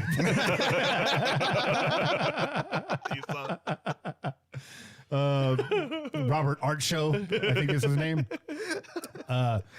Did you see what was his name? That was on the sideline. Was it Brock Heward? No, who was it on the sideline when Elijah Hood made that hurdle? He's all. Yeah, he was like, ooh. Oh yeah, that's right. They showed him like 3 times in slow motion. We had an F-bomb dropped on the sideline. That was on a awesome. Live broadcast. That was dope. Fire! Fire. We need more mics up. We need more mics. The New York Guardians defense rolled the Vipers, coached by Jerry Glanville. I wonder if he's still leaving tickets for Elvis at the gate. Or for fucking the ticket booth fucking runners' cousins. He's always, hey, this motherfucker leaving tickets for a dead man. Just say your name is Elvis. Hey, Pull this dumb fuck left tickets for Elvis again, dog. Come get these bitches real quick. Pull up, dog. They're in the front row, dog. The front row of the end zone, dog. Come get these fucking tickets. You still got your bell bottoms, right? Hey, grow them chops out right now. Hey, you might not be Elvis Presley, but you could be Elvish Presley. You know what I mean? The right amount of sideburn, you could be Elvish. That's right. And then today we had the New York Guardians defense rolled the Vipers, like I said, and the St. Louis Battlehawks, which is that's a weird name. Yo, Wildcats, a weird name. And the Dallas Renegades. They didn't watch that game too closely. Who won that game? Was the Battlehawks won that game? I think it was the Battlehawks ended up winning it, but on that Guardians, did you notice who the QB was? It was M. McLaurin. Oh yeah, Matt McGloin. Oh. I was like, nah, this ain't Starting quarterback, huh? This ain't our Matt McLaurin, Fine. is it? Like the one we used to have, and I just kept looking, and because I said it was M, and I was like, there's only so many McLaurins, and I was like, is it? And they showed him, and I was like, yep, I know that guy. Saw that ginger soul patch, and it was a wrap. Elijah Hood was out. Coney Ely, former Raider for a short period of time, but Coney Ely was wreaking havoc.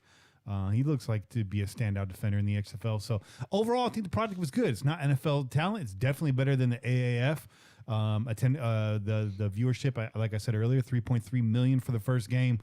Prior to kickoff, the XFL sold more tickets than the AAF did in its entire short-lived existence. So for this season, the XFL looks like it's poised to do something well. So much like the AAF, their viewership spiked that first week. Let's see if it holds on. This is definitely a refined product from the last iteration of the XFL, which was fun. I like the new innovations. The punt rule is cool. You got to punt it past the 35, and there's no touchbacks allowed. Kickoff rule. Yeah, what do you guys think about the kickoff rule? I thought it was cool, man. It was almost more like a play from scrimmage. I like it too. Yeah. I like it too. Like you're obviously I get what they're doing. They're trying to keep from the big fucking hits, right? Guy running free and just destroying a fucking returner, which can lead to fucking serious injuries. But I mean, on the other hand, you have your fucking your blocking men up on the line, and you have your guys that are out there trying to make the fucking tackle all up on the line, and the best man gets the best of each other, right? Yep. Whoever's better is actually going to get the better of the other guy and make a fucking play on somebody. Yeah.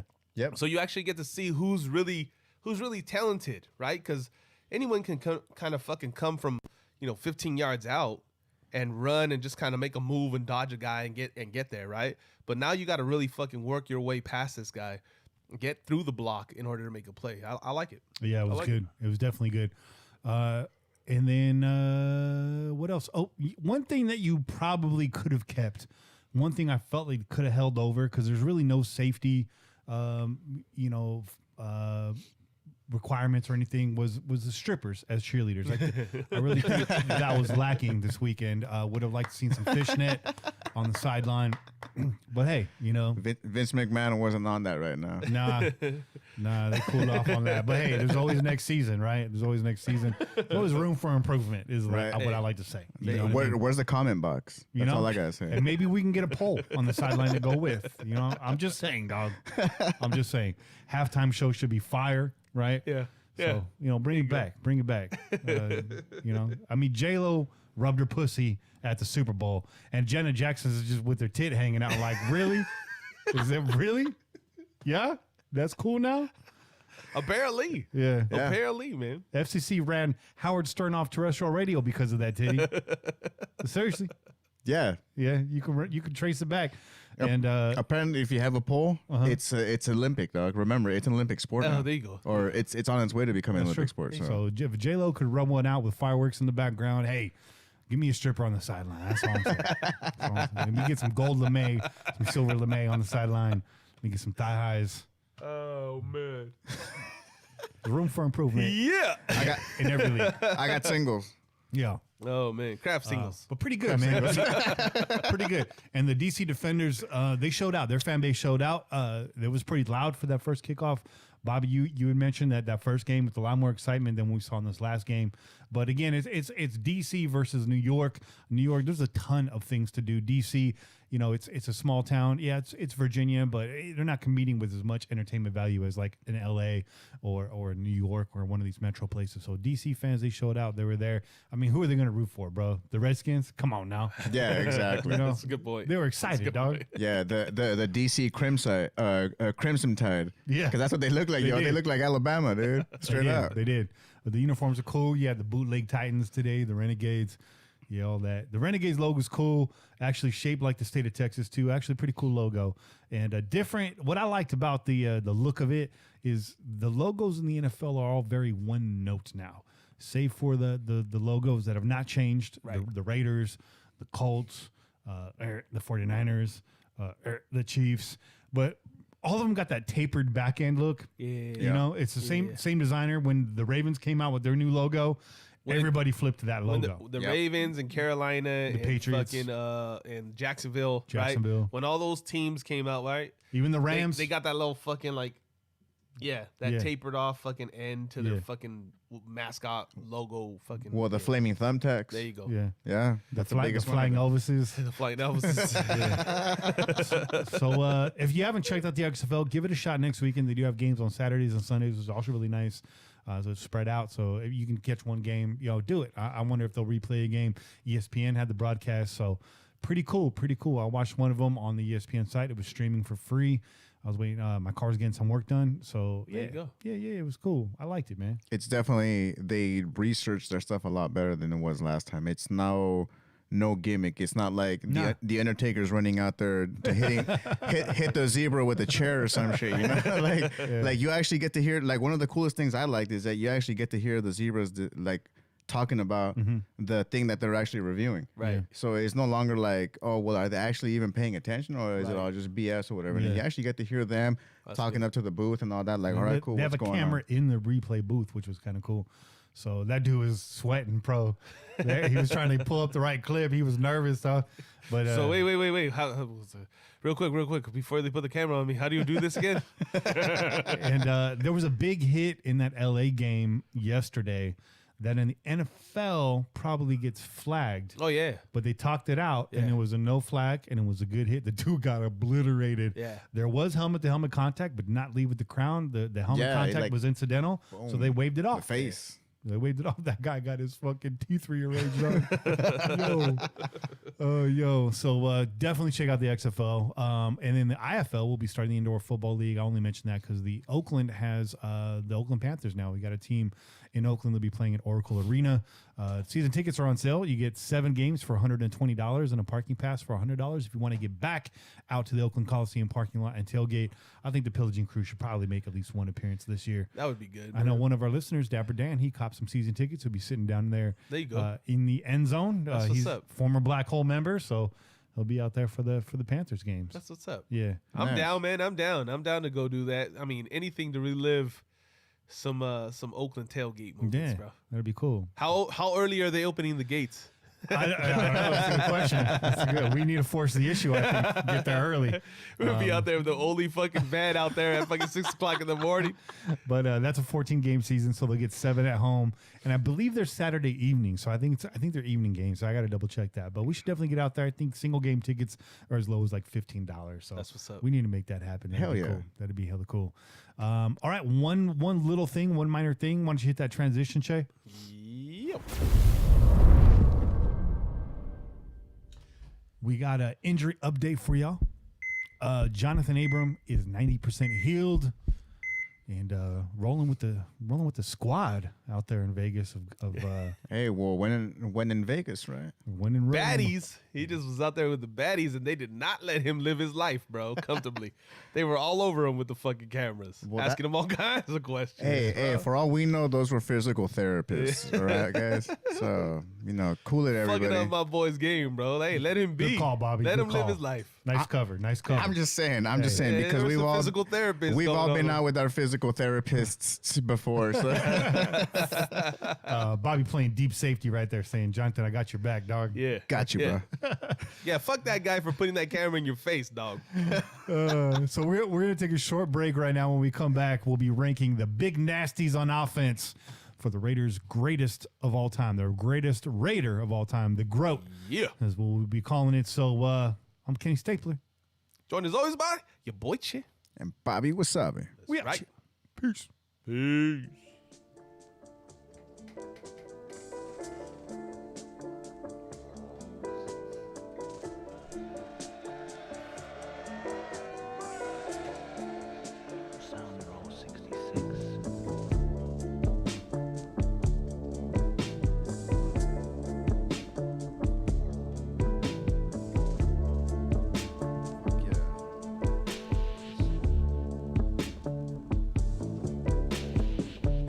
We had it going, dog. That's why everybody was like, yo, let's get a fucking salsa update. Hey. Motherfuckers are going to have right now. I'm not sure if it's just me or if it's the salsa, dog. Somebody was talking about you're gonna start seeing in Vegas the what was it, Elvis Raider? Probably. I was like, holy shit! I do not doubt it. Have a fucking Prince Raider out there. Or is it? Oh damn! Remember we used to have the English cat work with us. We used to play Morris Day all the time, and I remember him just one day saying, "I fucking hate Morris Day." He was like the quietest, chillest cat. So when he said that, then we just couldn't stop fucking laughing, dude. How the fuck you hate Morris Day, dude? He's like, I fucking hate him. Let's fucking play him. You take that shit back.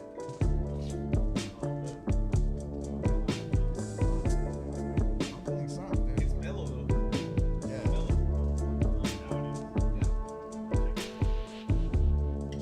Fuck shit, right? Oh, damn. That was cool.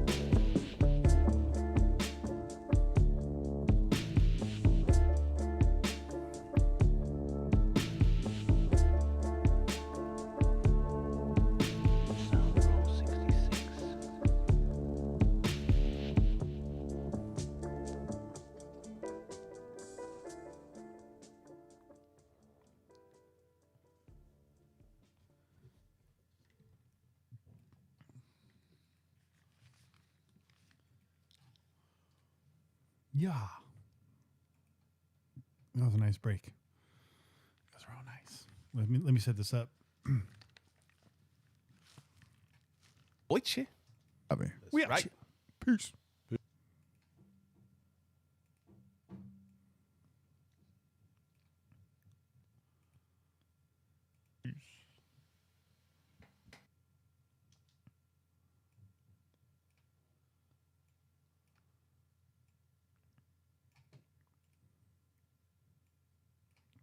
What's going on, Raider Nation? Just waiting for Che to get back over here. And we're going to get this started. Vinny talking about Gabby's rum cake, man. That cake getting everywhere. Not only that, she be having those gummy bears as well. Soaking them in the booze.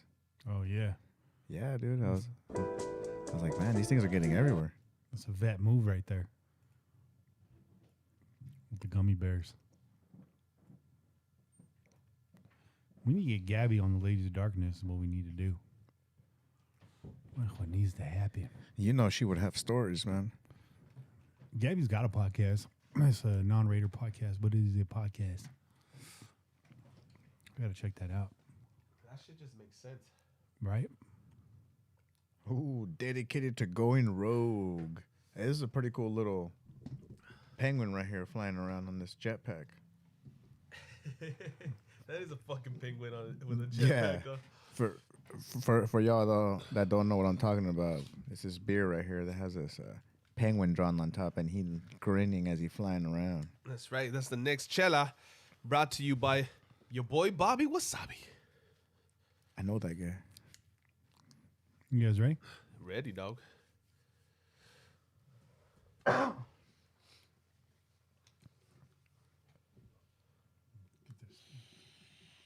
This headphone cord keeps rubbing my nipple. It's like, whoa. Whoa. That's why Kenny keep losing his train of thought. The blood keeps rushing away from his brain. That's the go button right there. That's the warp tunnel. He's ahead now. That's the warp tunnel right there. About to hit a wormhole, dog. Go through time. It's something. All right.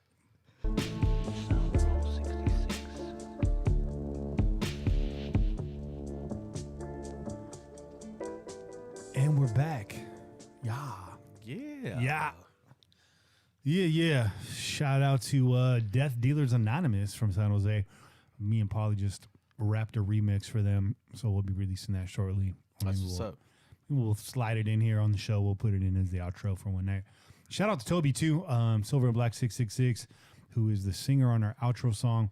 Got to spend some time with him last weekend as well.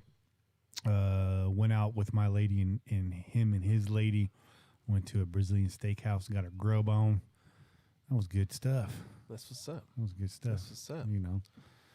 We walked into that fancy spot in our Raiders gear, as we always do. Yeah, they take care of you out there. You mean Toby didn't walk in his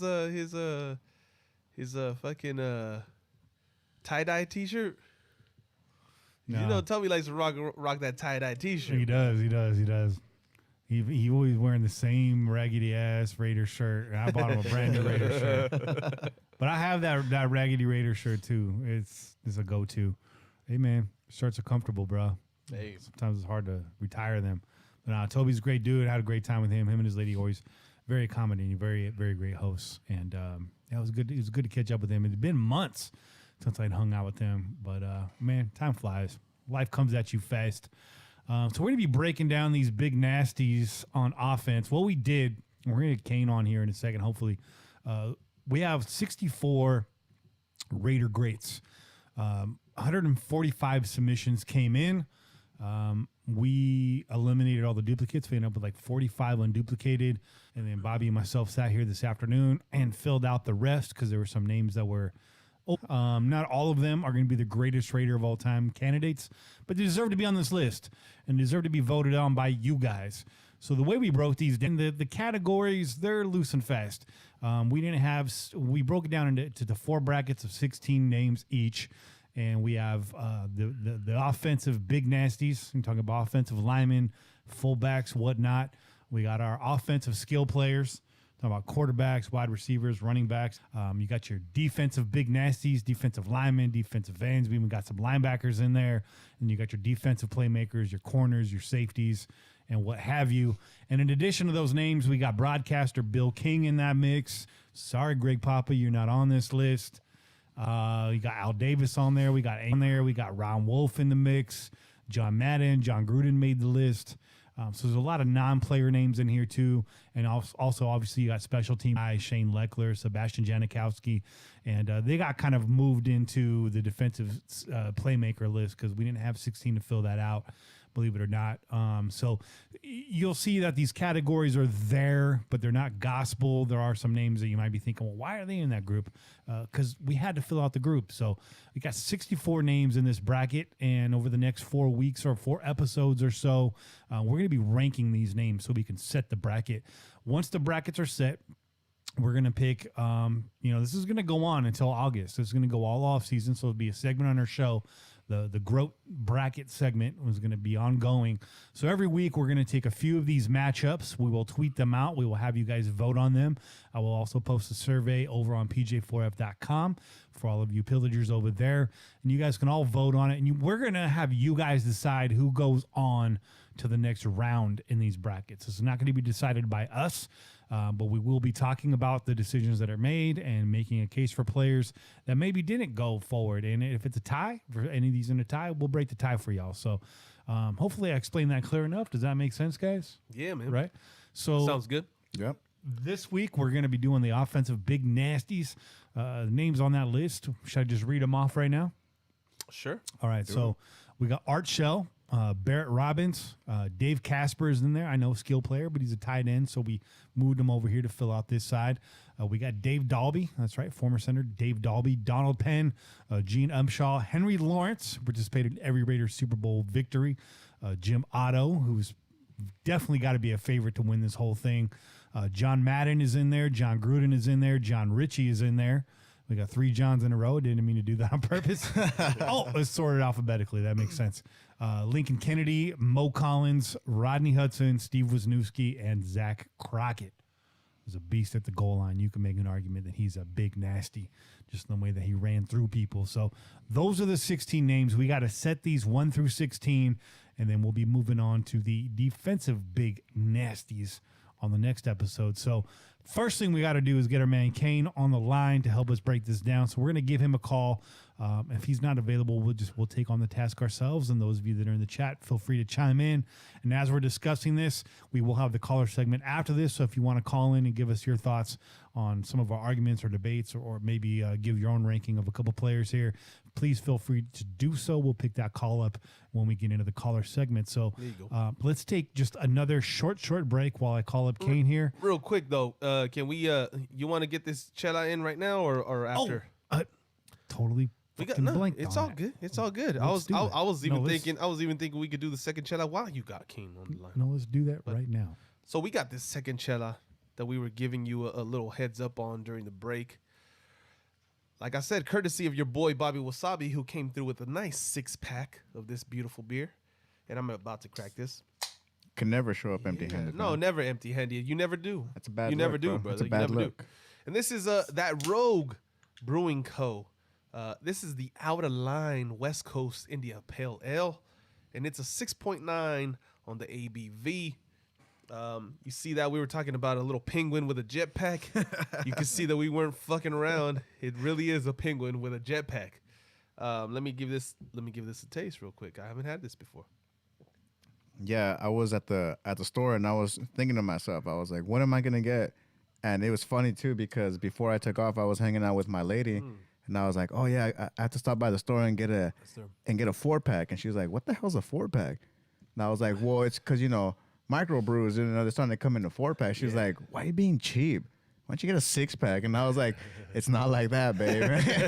And so I just happened to be in the store just looking around, and I was like, hey, look, a 6-pack. You're like, this 4-pack costs $27. Yeah. It's not cheap at all, and and they're all 16-ounce cans. Yeah. And this 6-pack was good to go, and it was a good price. So shout out Travesuras. Thanks for helping me the wallet right there. Hey, She didn't lead you down the wrong path. I can say that. This is a good beer right here. So on the back of the can, Rogue likes to put this little star.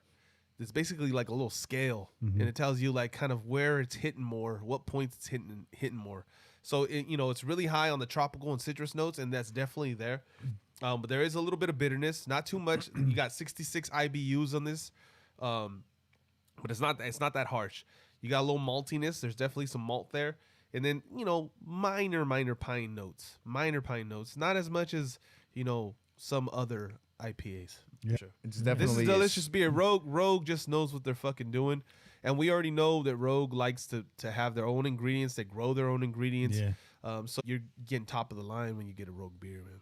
Yeah, the hops shout out. The hops are just in the right place. It's not too hoppy, and that's one of my things is I appreciate the flavor of the hops, but when they overdo it, sometimes it just doesn't. It's not appealing to me. And this is actually pretty damn good. It's smooth. Yeah. I'm digging it. Thank you, brother. Cheers to you. Yeah, hell yeah, dude. Cheers to you for bringing that through. Salud, man. We were definitely in need of some beverages up in here because we were eating these fucking chicharrones and I was coughing over here. My throat was all dry. So this beer is coming in handy right now. So let me ask you the question. I should be asking this question every time. Would you buy it again? Absolutely. Yeah, Absolutely. Yeah. definitely. Yeah, man, I haven't met too many beers that I wouldn't buy again. I'm just gonna be honest right now. Yeah. Okay. There isn't too many beers out there that I wouldn't buy again. There's definitely some though. I'm not gonna lie. And there's a time and Definitely place for every beer too. There's definitely some that I bought once and I haven't bought again. Okay. But this is definitely, you could do this over. You could do a Rogue beer. Come on, man. I haven't had a Rogue beer that I didn't like. That's true. That's a fact. So Facts. I can always do this again. Hit him with that transition, and Yeah, boy. we'll get Kane on the line. Shit, boy. Some of y'all didn't like the break music last week, so we've pivoted. Enjoy. Little funk. Chill.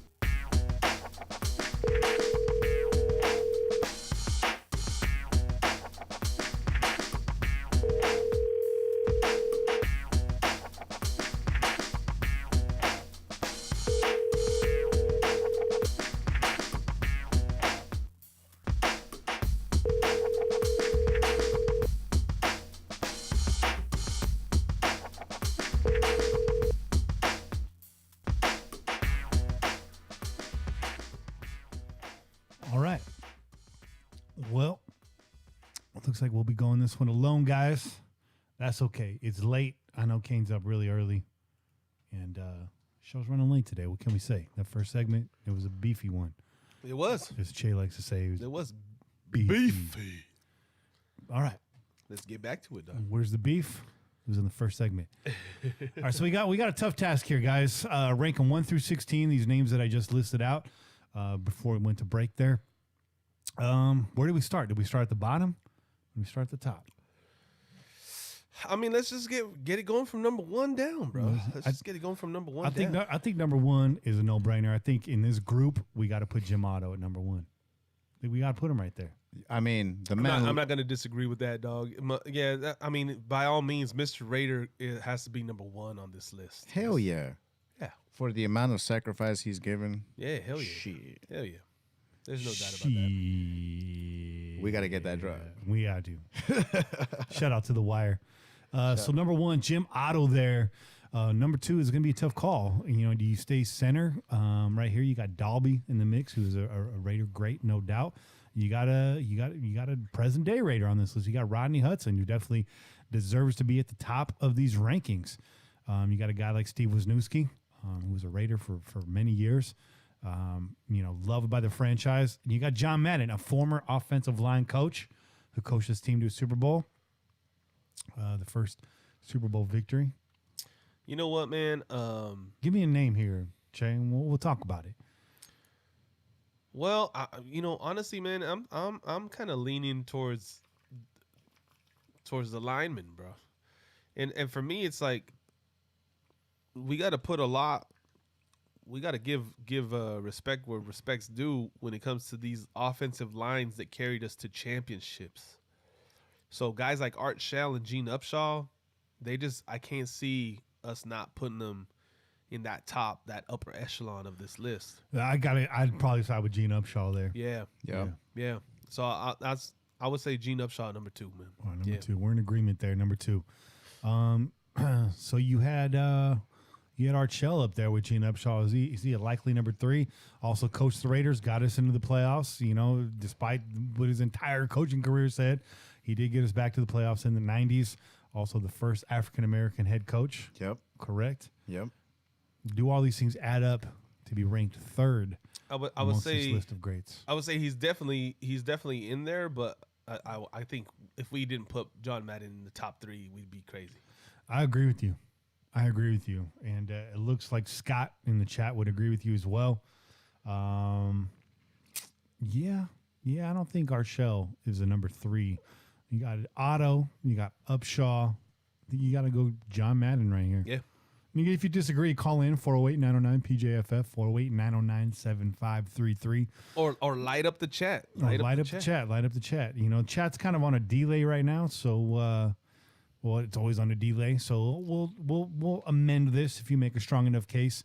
But make sure when you're putting the name, put the ranking next to it, because again, we're on a delay. You could be saying Upshaw, and we might have been debating the number 2. And real quick, we are only putting the names that we read off in order. Now we have 4 separate categories of Raiders. So, like your boy Kenny told you, right now we're doing the big bad motherfuckers from the offense. Okay, this consists mostly of offensive lines, some offensive line coach, some coaches, tight end, and a favorite fullback. Yeah, I'm seeing like Lyle Alzado right now is in the chat. Lyle Alzado will be talked about next episode, so he's in another category. Lyle Alzado played defense, as you already know. So 1, 2, and 3, we got Jim Otto, Gene Upshaw, and John Madden ranked 3rd.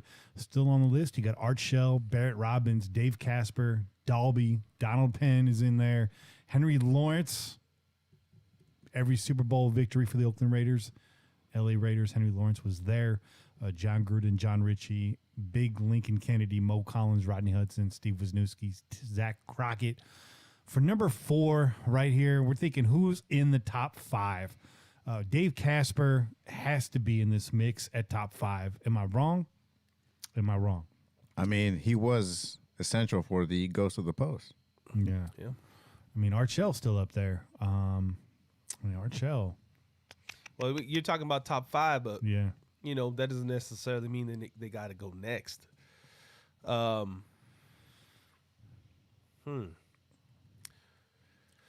Gruden, as much of a personality as he is, he's not top 5. He's never won a Super Bowl for the Raiders. I don't think he's done enough yet. No, second 10 years, still a lot of question marks. You know what I mean? Couldn't get us over the hump when he was there. Got us close. Got screwed over. And I would say this. I would say that along with the offensive line and offensive players that were under his tutelage during that time, right? And about Lincoln Kennedy, Mo Collins, John Ritchie, Zach's coaching, and I would say that keeps them out of the top 5 as well. Interesting. That's a good one. Yeah. I got to say this case. Although Wisniewski like Steve Wisniewski, man. Yeah. Wisniewski was definitely one of the best offensive linemen that we've ever had. Held us down on the edge, bro. Yeah, absolutely. This kicked the front door right now. I just gotta say. Ding dong. This queso is here. Oh yeah. Rodney Hudson has been stellar in his time with the Raiders. Absolutely. But as stellar as he has been, and as much as we love him, for me, Rodney Hudson should be a Pro Bowler, first team All Pro every fucking season. Yeah. And I think that if he continues with his career, without any setbacks, injuries, whatnot, there's no reason why this dude wouldn't be a Hall of Fame center, because he just gets it done. Yeah. But up until this point with our team and the way that our current team is performed, you can't argue that he should be above some of these other guys that have won championships with this franchise. I got to go Art Shell here at number 4. I really do. I can't disagree. I really do. He just for too long as a Raider on multiple levels and breaking boundaries in the NFL. I think Art Shell deserves to be in the top 5. Was close to being in that top 3. If John Madden isn't in this category, Art Shell, in my opinion, is number 3. Yeah. So you can't talk about great Raiders without mentioning Art Shell. Yep. Dave Dalby is another guy that I think deserves consideration up here. Again, another center for the Raiders. Raiders center is a pedigree, man. You include Barrett Robbins. I think Barrett Robbins at the time that he was a Raider was like the 4th Raider center ever, something like that. So they long and they played hard and they gave it their all. So I'm throwing my hat in the ring for Dave Dalby at 5.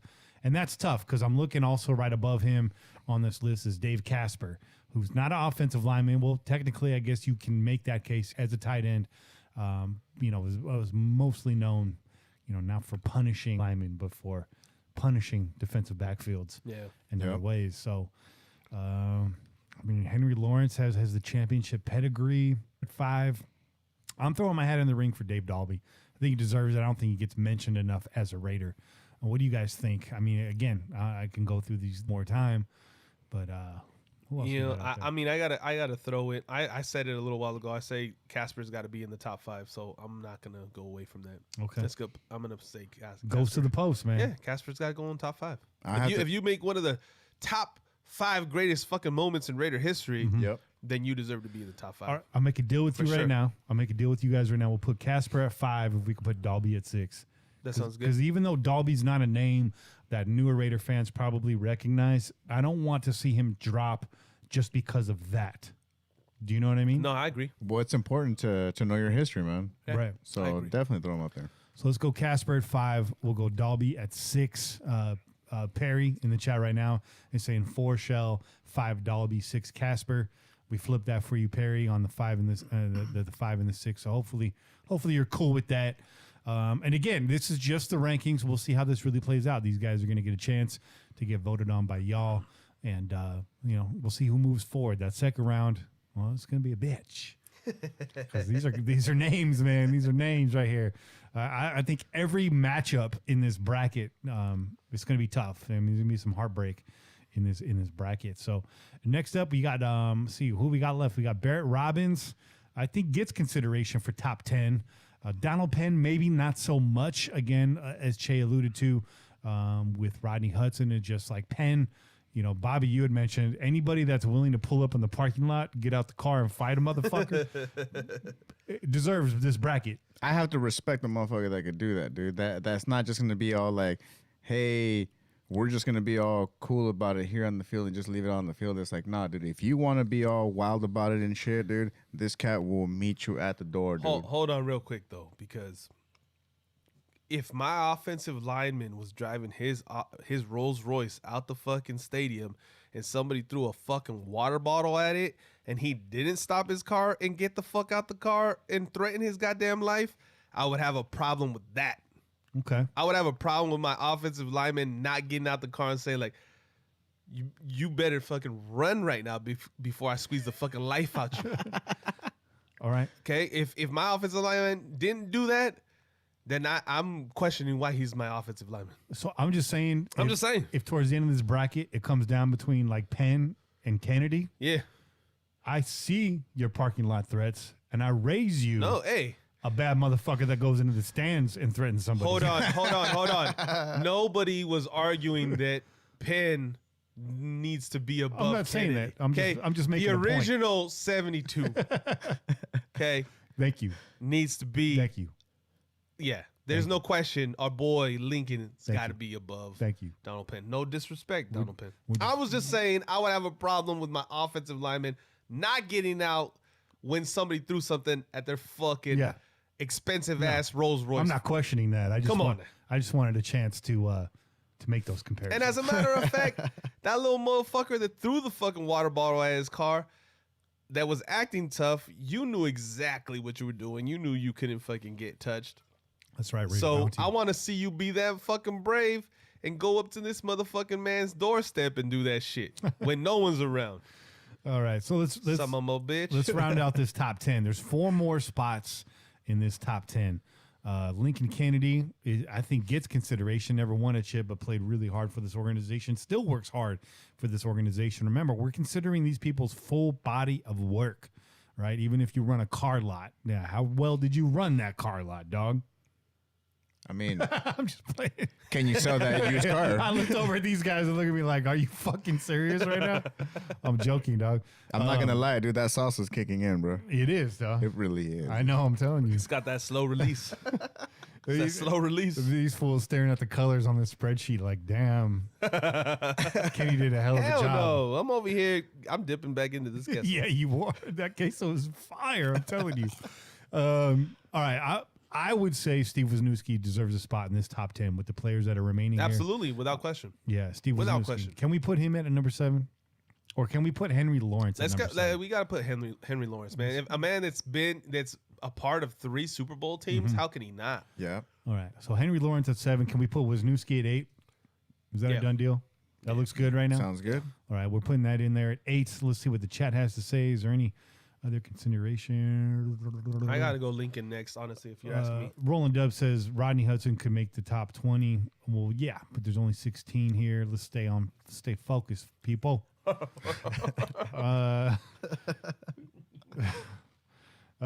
Super Bowls for Dalby as a starter. Yep, you're right, Perry. You're right. Robbins, top 10. No way. Dude went AWOL. That is a minus point. That is a good point, Scott. That is a minus point. But we're talking about a whole collective body of work, not. But that's a minus point on the body of work. But it's a huge shot to him. That being said, he was the center that got us to the Super Bowl, so I think that gives him some notches above, say, a Donald Penn.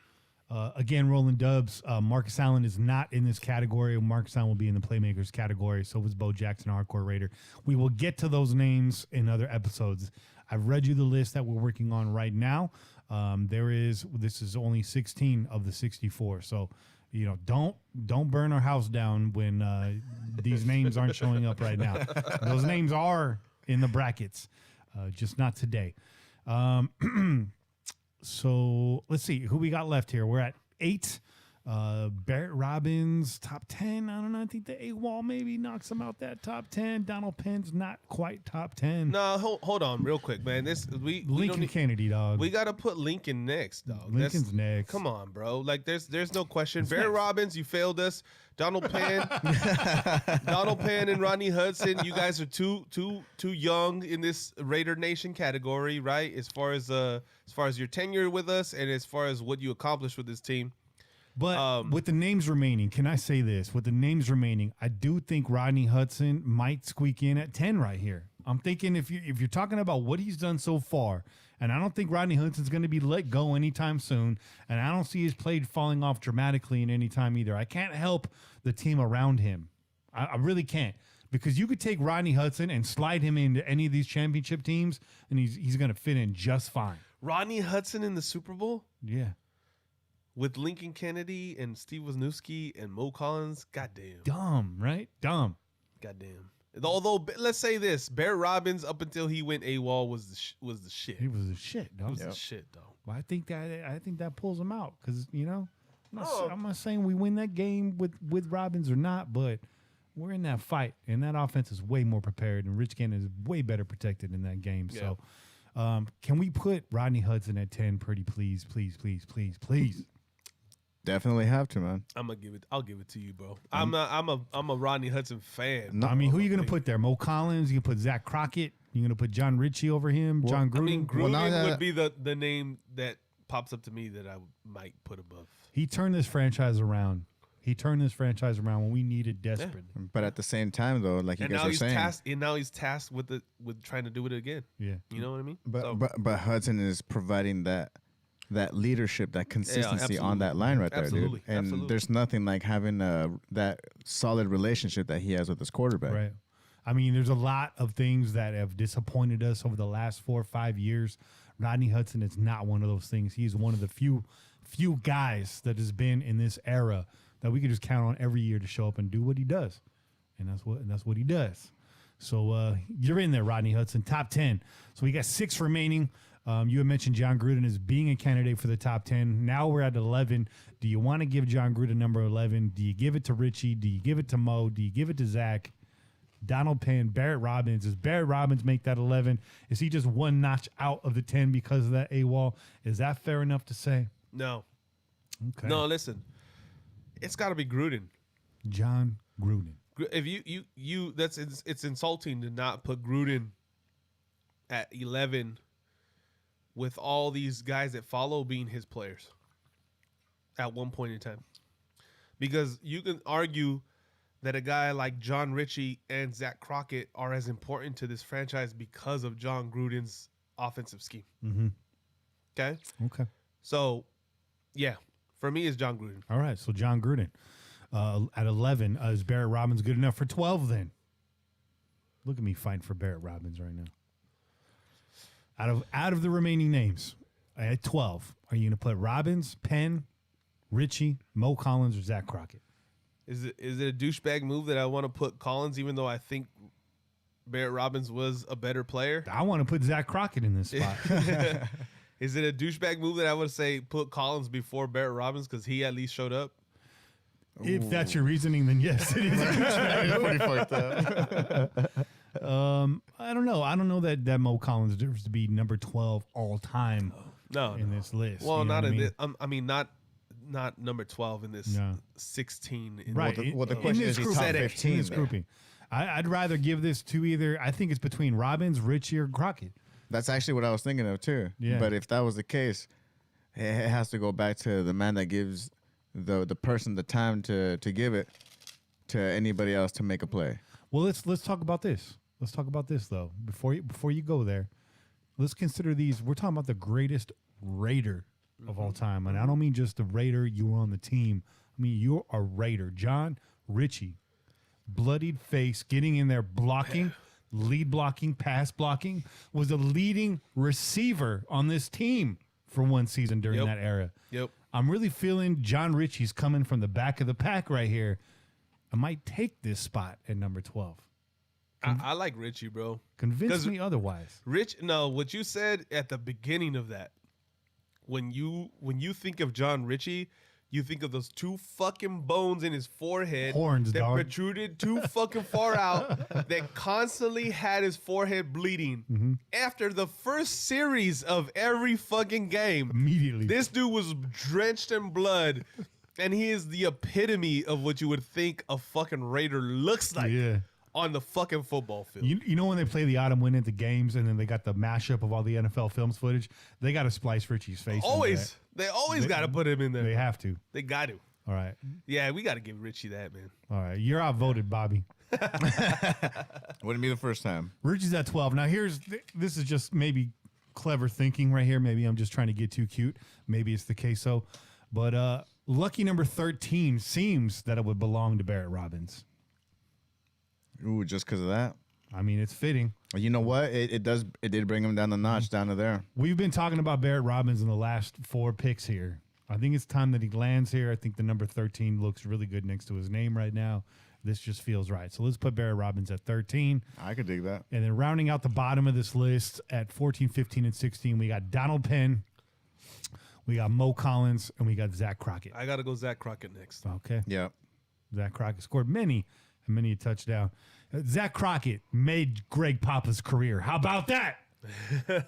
I like that. How about that? I like that. Is that a hot take? That's a motherfucking hot take.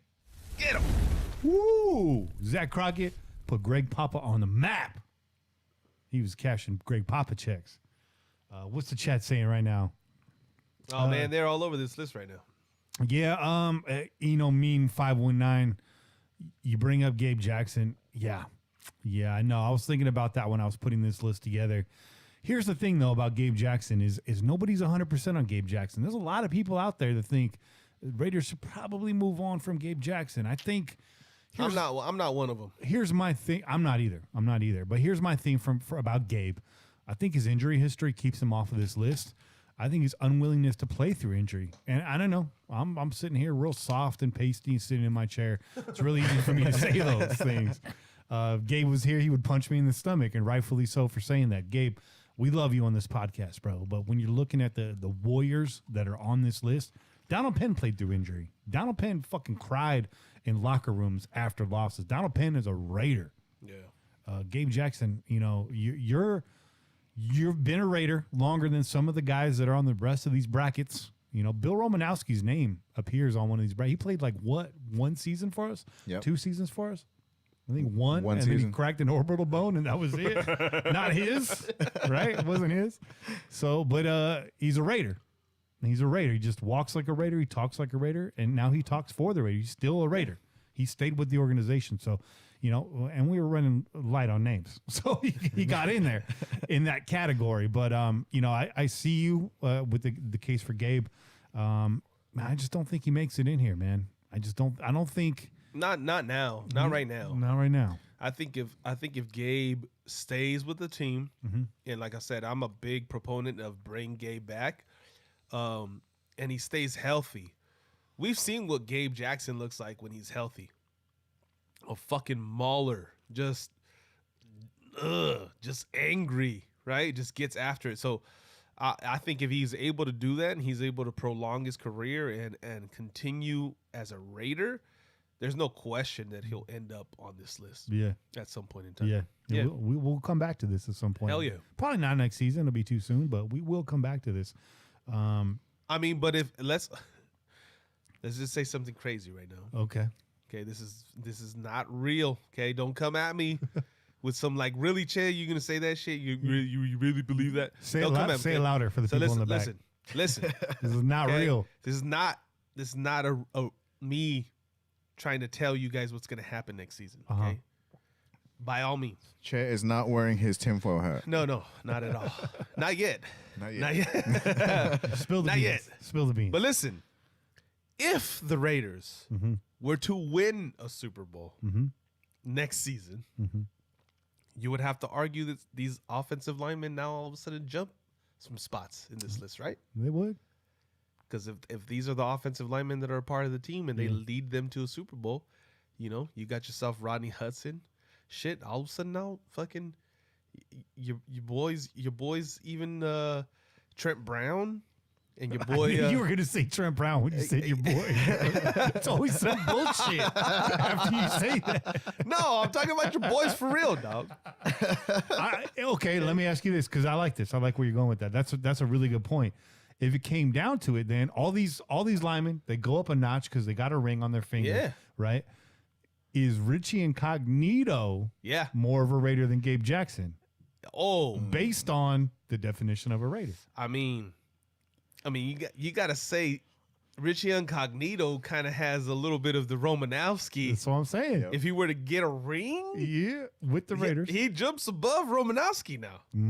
With that same Romanowski-esque thing about him, right? I would disagree. That crazy white boy. He's that crazy white boy, dog. You know what I mean? So, look, I would say that. I would say if, these are ifs and whats and not realistic takes right now. But if they were to win a Super Bowl next season, all of a sudden the entire offensive line that currently exists hops onto this list and jumps a few spots if they are already on here. Well, that's a good point. Yeah. That's a good point. Yeah. I'm just saying. That's a hottish take. I'm just saying. That's good. That's at least a little mild. You make good points. Doc feels a little disrespected that Crockett was ranked so low. He was, but you're looking at Hall of Famers and Super Bowl winners above him, and that's really what it comes down to. Yeah, man. I mean, who you gonna? I mean, it's you wouldn't put him like I said. I wasn't gonna put him above a guy like. Well, I guess the only one that you might argue would be like John Ritchie and him.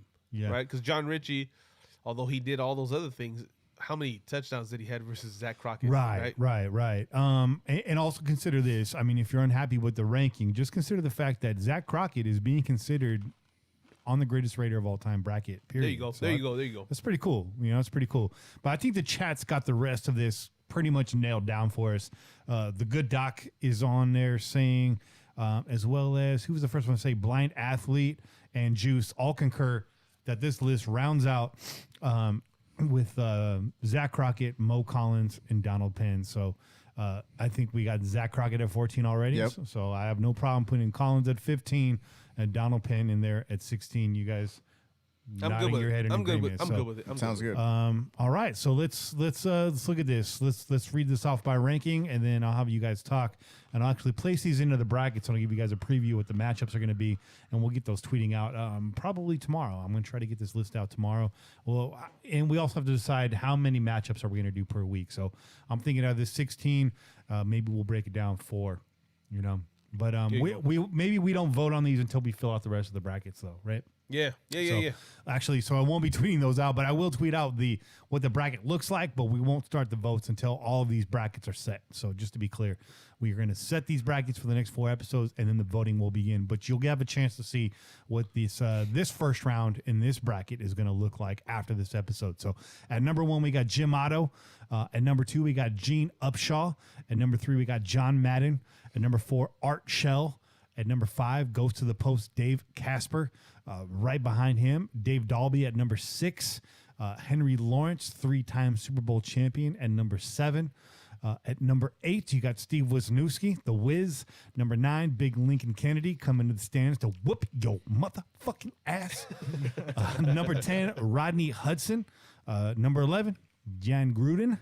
Number 12, John Ritchie, all bloodied up with the horns protruding. Yep. Lucky number 13, Barrett Robbins. Don't invite him to your party. He will not show up. Number 14, Zach Crockett. Number 15, Mo Collins. And number 16, Donald Penn, pulling up, stepping out, whipping your ass. So let me set these brackets right here. And I don't know, man. You guys talk about something, dog. Talk about that salsa. How y'all feeling on that salsa right now? Hey, man, the salsa's treating us well right now. This guess, I do dig the queso a lot, man. It's tasty. It's got good flavor. Yeah, it's got good flavor. I'm not even gonna lie. Salsa update. It makes you want to just keep going back and getting some more, even though you're probably like, I should probably cut myself off right now. No, it's definitely a comforting pair of salsas that we have right here. It's funny because I was looking at chat for a second, and then I moved over to look at the mic, and there was a time delay right there, and I was like, whoa, I thought that was just in the chat. I was like, if there's a time delay happening right here, then yeah. Real quick to Scott S. It's in the chat. He says, "Where's Tim Brown, bro? We're not done with these lists yet." Okay. Obviously, Tim Brown is going to be on the greatest Raider of all time list. This is only the first grouping of Raiders, man. We got another 3 groupings of 16 coming your way in the next 4 episodes of the Pillaging Podcast. Do you want to read off some of these other brackets? Yeah, you know what? Let me just reassure. Just to reassure the people. Let me just reassure you guys that we're not going to leave off the most important Raiders in fucking Raider history. Okay. So in group B, let's call it. Okay, we just did Group A. Group B, we have Al Davis, Amy Trask, Ben Davidson, Bill King, Chester McLaughlin, Darrell Russell, Greg Beekert, Greg Townsend, Howie Long, John Matuzak, Khalil Mack, Lyle Alzado, Otis Sistrunk, Phil Villapiano, Rod Martin, Ted Hendricks. That's Group B for you guys, okay? That's 16 Raiders right there. In Group C, we have Bo Jackson, Charlie Gardner, Daryl LaMonica, Derek Carr, Fred Bolitnikoff, George Blanda, Kenny King, Jim Plunkett, Tom Flores, Kenny Stabler, Marcus Allen, Mark Van Egan, Napoleon Kaufman, Rich Gannon, Tim Brown, and Todd Christensen. Very nice. Yeah, take that in. And then the last grouping that we have that will come in a few weeks, Group D is Charles Woodson, Cliff Branch, Eric Allen, Eric Turner. With the big ass shoulder pads. With the biggest shoulder pads you've ever seen in your goddamn life. George Atkinson. Mm-hmm. George Atkinson. George Atkinson. Jack Tatum. Hit him. Lester Hayes. Stick him for days. Mike Haynes. Namdi Asomugha. Asamuga. Y'all called him Asamuga when you first saw him. Don't even fucking lie, dude. I did. I'm not gonna lie. Skip Thomas. Dr. Death. Willie Brown. Yeah, you know the run back. You know that pick six. Ray Guy. Hitting the top of the Superdome. Sebastian Janikowski. Shane Leckler. Commitment to ecstasy, Sebastian Janikowski. Shane Leckler. Mm-hmm. Bill Romanowski. And Ron Wolf. Ooh, y'all didn't expect that name. Ron Wolf. But it has to be there. Yes. General manager for the Raiders from 63 to 74. Yep. Yeah. Made it happen. So there is 4 groupings. We have just given you the first ordered group. Okay, on today's show, we have 3 more groups that we will discuss over the next 3 episodes. And once all the rankings are set, we will get this motherfucking tournament going, dog. All right. By the way, I just got to reset this. Got to give another shout out to Dragon Dave's Medicated Sauce. Yeah. Dragon Dave's Medicated Sauces on IG. You're going to want to get a whole bunch of this. Oh, yeah. Yeah, the queso. Get the fucking queso. It's Bobby Wasabi approved, man. And you know how I am, man. It's Pillaging Podcast approved. I have a high tolerance, man, and this motherfucker's a creeper, dude. It's a creeper. Oh yeah. I will say order in small batches. These are handmade, so I'm pretty damn sure they don't have preservatives in them. They are in airtight containers. They're packed in mason jars, so they will keep. But the minute you open these, you're gonna want to finish these off in a couple of days. So don't order too many and bust them all open and taste testing, because you ain't going to work that week. And you're gonna waste fucking salsa. And you're gonna waste salsa. Bro. So you order a couple flavors, check them out, throw them out at your party, put them out your mom's house. You know your dad likes salsa, so you don't have to say. You just enjoy the ride. This is how you ease the folks into the 21st century. That's right. It's like, hey, check it out. This is also good for the salsas too, man. So we did tweet him out in the shout outs. So if you want to follow him on Twitter, you can do so. But if you just put in Dave's Dragon Medicated Sauces, you would find him pretty much every. And just put that in your Google machine and do the work. So that's it. So let's look at this first bracket, what the matchups are going to be when we get there, because I'm looking at these right now and they're too exciting not to talk about. So we rank these just like the NCAA tournament. So 1 versus 16 in that first matchup is going to be Jim Otto versus Donald Penn. Some of these rankings are going to take care of themselves. It gets real interesting in the middle of the pack, though, because ranked 8 versus 9 is Steve Wisniewski versus Lincoln Kennedy. That is going to be a matchup to watch. Yeah, that's a good one. That's a good one. Dave Casper versus John Ritchie. I think you're going to see Dave Casper edge out, but don't count Ritchie out. He's a fan favorite. Got a lot of younger folks on Twitter. A lot of people became fans around that time. So I think John Ritchie, there's a chance for an upset there. There you go. There's a chance. No, I agree. But I doubt it happens. Next one's also in a good matchup. Archell versus Barrett Robbins. That's a good conversation to have. Archell should win that hands down, but you never know. Dave Dalby versus John Gruden. Now that's tough. You got a coach versus a legendary center.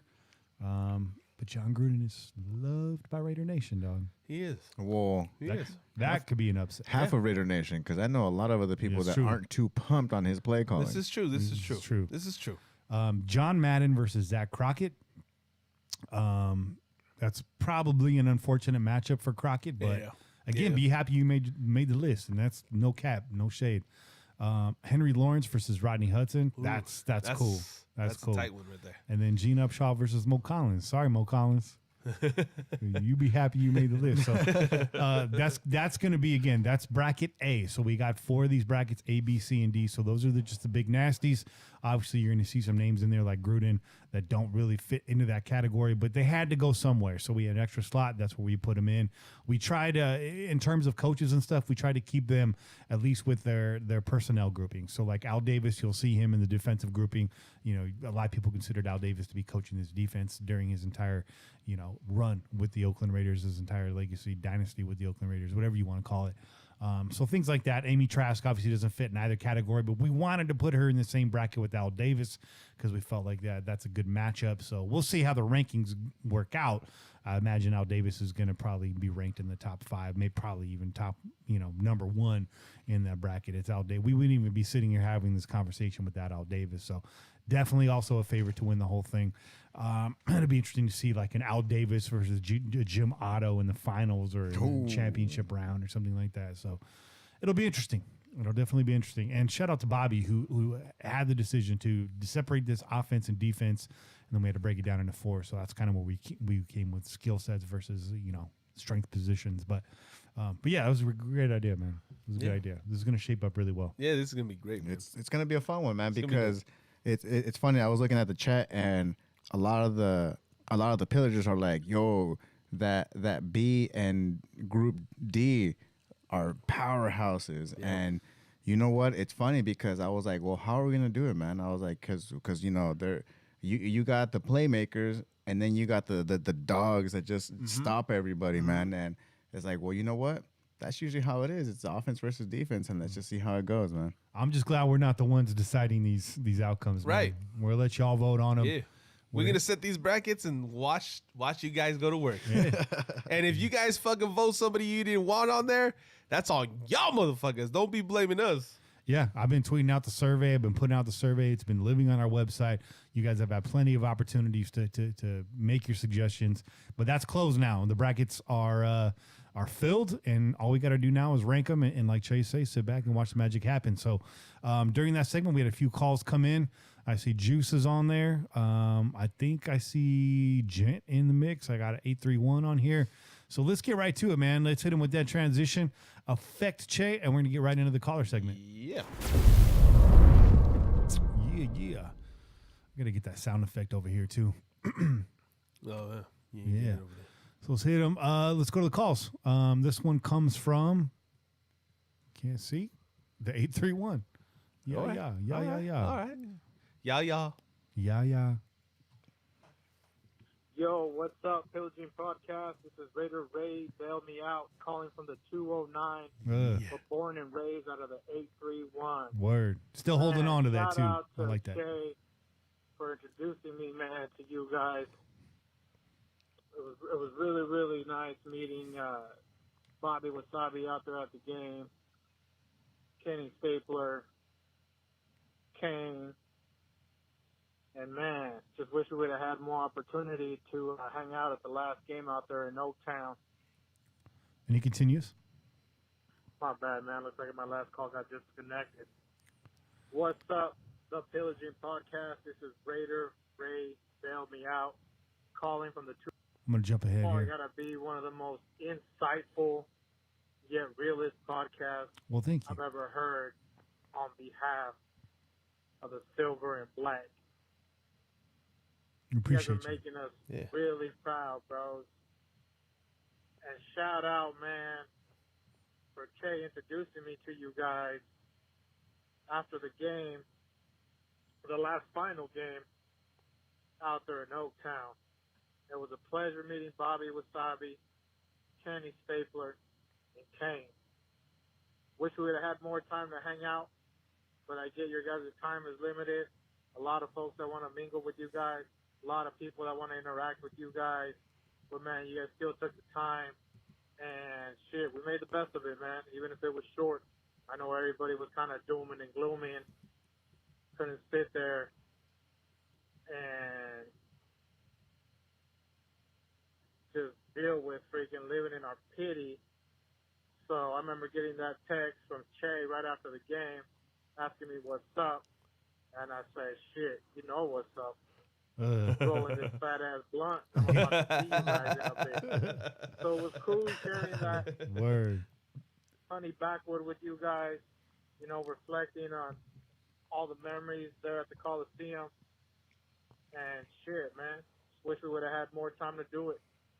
So if all goes well, hopefully we can share some more time there in Vegas, make some memories together, and looking forward to watching our Raiders kick ass. That's what's up. Yeah. It was nice meeting you too, Ray. There you go. Yeah. There you I'm go. out. Yeah. It was nice meeting you too, dog. Che, that's your boy. That's my boy, man. So a little history lesson real quick. That me and my boy Ray, we kind of grew up together. We lived in kind of the same area of town. And then of course went to similar schools, obviously same junior highs, and we actually met, I want to say in I'm gonna say 4th or 5th grade. Mm-hmm. Yeah. So yeah, man, some times, a lot of years hanging out. Like I said, a lot of stories of and a lot of memories of fucking listening to the Raider game on the radio. And we would go out to this fucking big ass satellite dish he had in the backyard and try to put the radio antenna next to that shit because we thought we were gonna get better reception for the game. We would sit under that bitch, bro. I'm serious. We would sit underneath that bitch in the grass underneath the fucking satellite dish, thinking we were gonna get this. Let's hear this Raider game real quick because we can't watch it on TV. That's how committed we were as young Raider fans. Man. Commitment to excellence. Yeah, right man. there. So hey, I as much as I would have liked to have had more fucking experiences out in Oakland with this guy, I was just glad that we got to share the final fucking Raider game. It's cool. Together That's because, cool. like I said, we had gone years without talking to each other.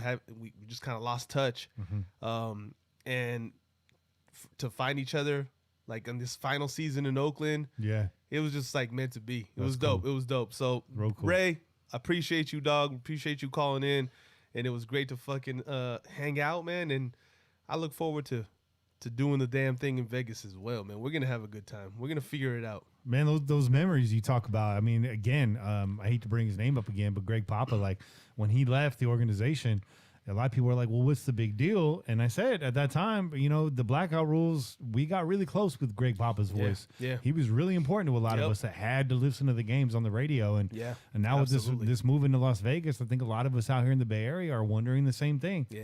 You know, are we going to be able to see our team every single weekend on TV? I don't know. When they were in LA, we got most all the games up here, but you know, Las Vegas is in Nevada, so we'll see what happens.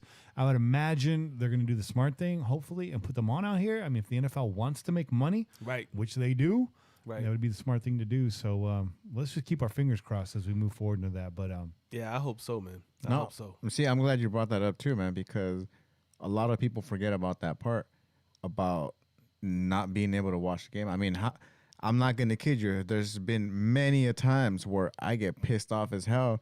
I'm waiting for the damn game to come on, and there it is 5 minutes before it comes on, and boom, screen turns blue. Yeah.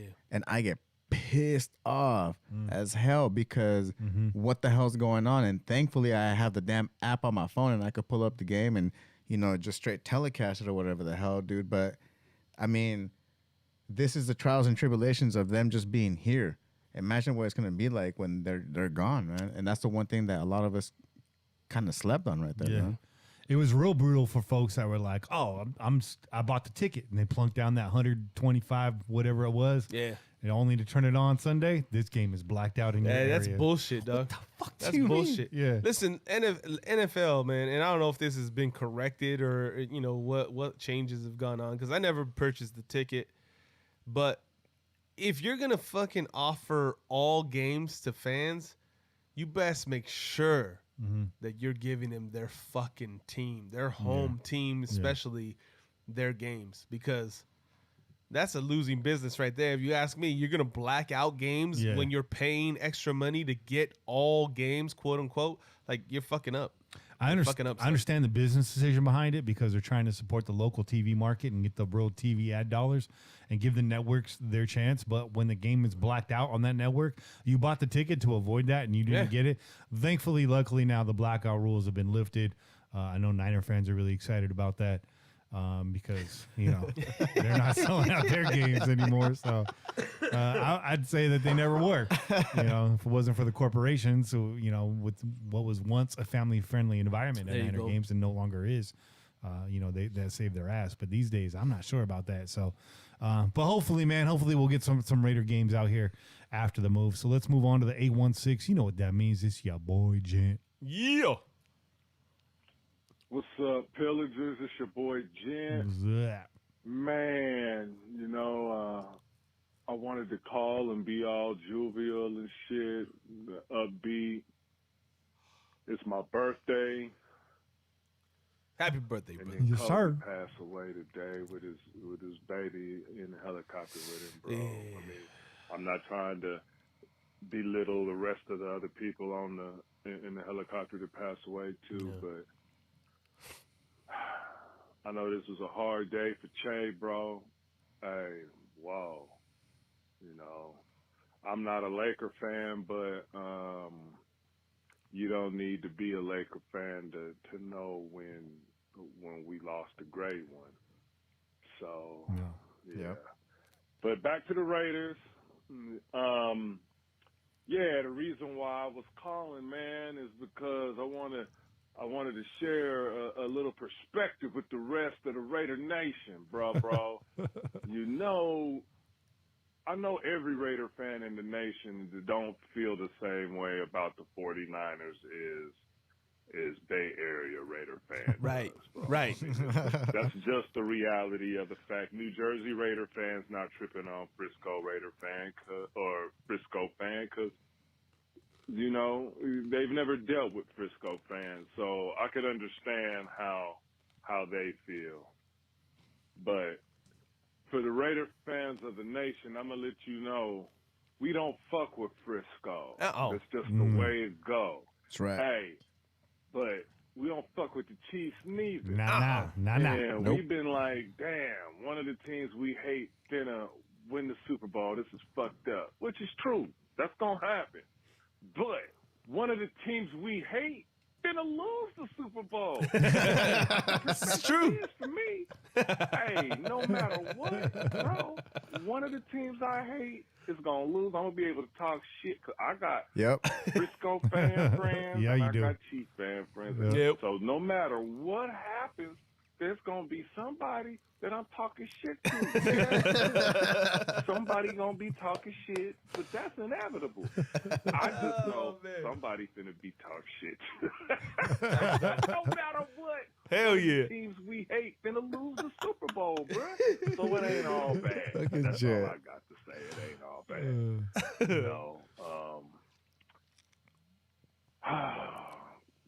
yeah, like I say, I wanted to be jovial. But the loss of Kobe's making it hard, bro. Yeah. It's making it hard. Che, keep your chin up.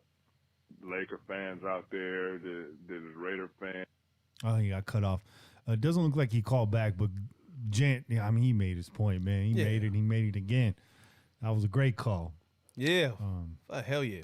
Hell yeah. Appreciate you, brother. I know I'm not a Lakers fan either, and I spent most of Kobe's career hating on him. I didn't like the smug look on his face half the time. It wasn't until after he retired that I really came around on Kobe Bryant. Not that I never thought he wasn't great or that I never respected the guy. I just didn't like him as a player. You know, and it was, I think, you know, I was coming around on him already, and then I watched that Muse documentary, and that just floored me. That really won me over. At that point, I mean, I became a Kobe fan. I know it was after it was all said and done, but came around on him. And when I saw the news, the first thing I did was search to see if it was fake. Yeah. That was the first thing I did. Yeah. You know, I think, and I saw the interview with Shaq, and he was like, he did the same thing. Yeah. Told his nephew, get out of here, man, with all this fake bullshit. Yeah. You know, it's not something you want to believe. And then to find out that his daughter was there for a minute, it was rumored that Rick Fox is on there too, and I was like, what? Yeah. But yes, it's tragic. It's tragic. For a minute, it was rumored that all his kids were in that. And yeah. That really, same thing. I'm not a Laker fan. I liked Kobe when he first came out because, that was the story, is that this kid coming straight out of high school, going, to play in the professionals. And I was like, yo, this is pretty cool, man. There's not a lot of cats out there that have a talent like that, that could just step into the pros and actually make something happen to themselves. Yeah. And so hearing him in that, I was in disbelief as well. I was with my lady, and I looked at my phone, and I was like, what the hell is this? And I was like, what?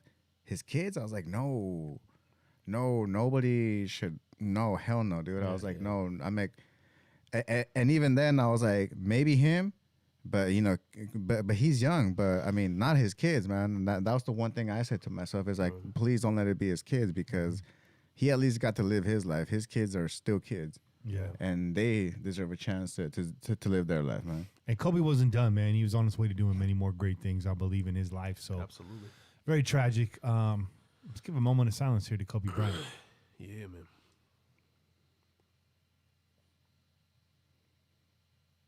Yeah, you will be missed. You will be missed. I saw they did light up Oracle in purple and gold, and just very, very classy, very tasteful tributes all around the world for Kobe Bryant. Everywhere, man. I gotta say that, the NBA as a whole if they were on it immediately too, because unfortunately, a lot of the teams were faced with a game that night. Yeah, and they were fucked up, man. All the players were really fucking. They were hurting, man. You could tell. We were talking about it. Obviously, we've talked about it, and the day of, I wasn't aware until you guys told me. So you and Paulie told me. So, much like you guys, I didn't fucking do anything else. I just watched the news as it came in. But I think one of the things that you could say about Kobe is I think his greatness, even though a lot of people did the comparisons between him and Jordan, and a lot of people after the fact now have basically argued to drop him out of even top 5 conversations and shit like that. Basically just like to throw salt on his name, and push LeBron above him and whatnot. And I don't have no problem with you like who you like, but I think nobody realized how great Kobe Bryant was until this happened, when they realized just how much influence he had over everybody that you guys now want to say is above a Kobe Bryant with 5 championships. It's like this guy touched so many players. He influenced so many players that I would argue that his greatness might surpass a lot of these greats because of it. Like where you have a Michael Jordan who was viewed from afar. He didn't allow too many players to get close to him and actually learn from him if they weren't teammates. He embraced one guy, and that was Kobe Bryant. Kobe turned around and realized, like, I gotta give this gift off, because I gotta leave this league in better hands, and I gotta leave my imprint in much more ways than just fucking championships. Yeah, and the amount of people that are out there that really felt near and dear to fucking Kobe Bryant, that learned firsthand, that were going to his academy and training with him and doing all that kind of stuff.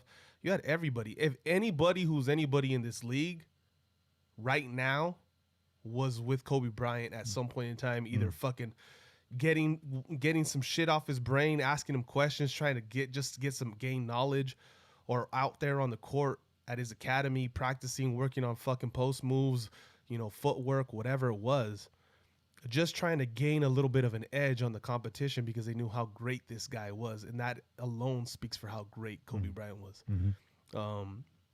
And that's it. And that's really what I just want to say, because as a Laker fan, I kind of like grew up with the dude. You know what I mean? Yeah. Kobe Bryant coming out of high school, I was just about, I was in high school. I was a freshman when he first came in the league, and I heard about this young kid in '96 coming out of high school, and that the Lakers had just traded away Vlade Divac to the Hornets to grab him. Good old And I was floppy like, Divac. and everybody was throwing fucking. They were losing their goddamn minds, right? Because Vladi. Everybody remembers Vladi once he was with the Sacramento Kings and playing against the Lakers and flopping all over the place and acting like he was fucking murdered by Shaq. But when Vladi was on the Lakers and he came in as a young baller, and he was under the tutelage of Magic Johnson, like there was a lot of people high on Vladi Divac. Okay, like Laker fans loved Vladi. They thought he was the next great center. He was gonna run in line with those great centers. And of course, we couldn't foresee what happened with Magic, right? And that fucking era kind of coming to end with him. But when they traded that guy, I was like, they traded Vladi Divac for a fucking high school kid?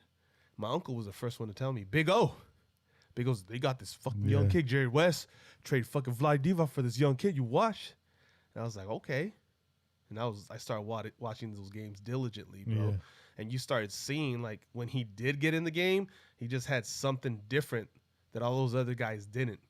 And I was a big fan of the team at that time. Cedric Ceballos, Eddie fucking Jones, Nick Van Exel, fucking Eldon Campbell, all those guys. I thought they were all amazing, Squad. right? Yeah. I thought, oh, these guys are young. They're gonna fucking come up. We're gonna destroy people, and those guys just never panned out. And you realize once you got a guy like Kobe Bryant that was just mental wise was on this completely different level. He was trying to be a Michael Jordan of the game. He was trying to be a Magic Johnson. He was modeling himself after those guys. You realize what they were lacking, right? You saw those guys and you're like, these guys are talented. They're fucking great. But then when you got a guy like that, you realize what they were lacking and what wasn't going to get them to become the greats that he was. Yeah. Yeah, man. Painful loss for Laker Nation.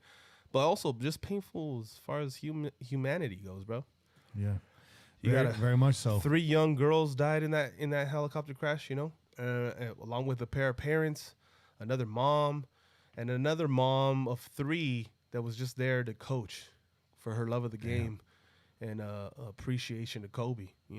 So sad day, man, and it still rings. Even though it's been a couple weeks now. Thoughts and prayers to all the families attached to that tragedy. Yeah. And we'll leave it here. Mean 519 in the chat says this, and I'll just quote him: "Legends never die. Kobe will always be remembered." And that's the truth, Ruth. Let's go here to the 360.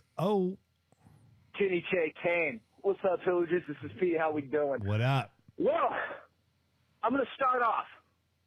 This is a direct message from Raider Nation to the NFL League office. You have 48 hours to rescind the Offensive Rookie of the Year award and give it to Josh Jacobs. Otherwise, we will mobilize and airdrop our weapon of mass destruction. I love Pete. Malcolm.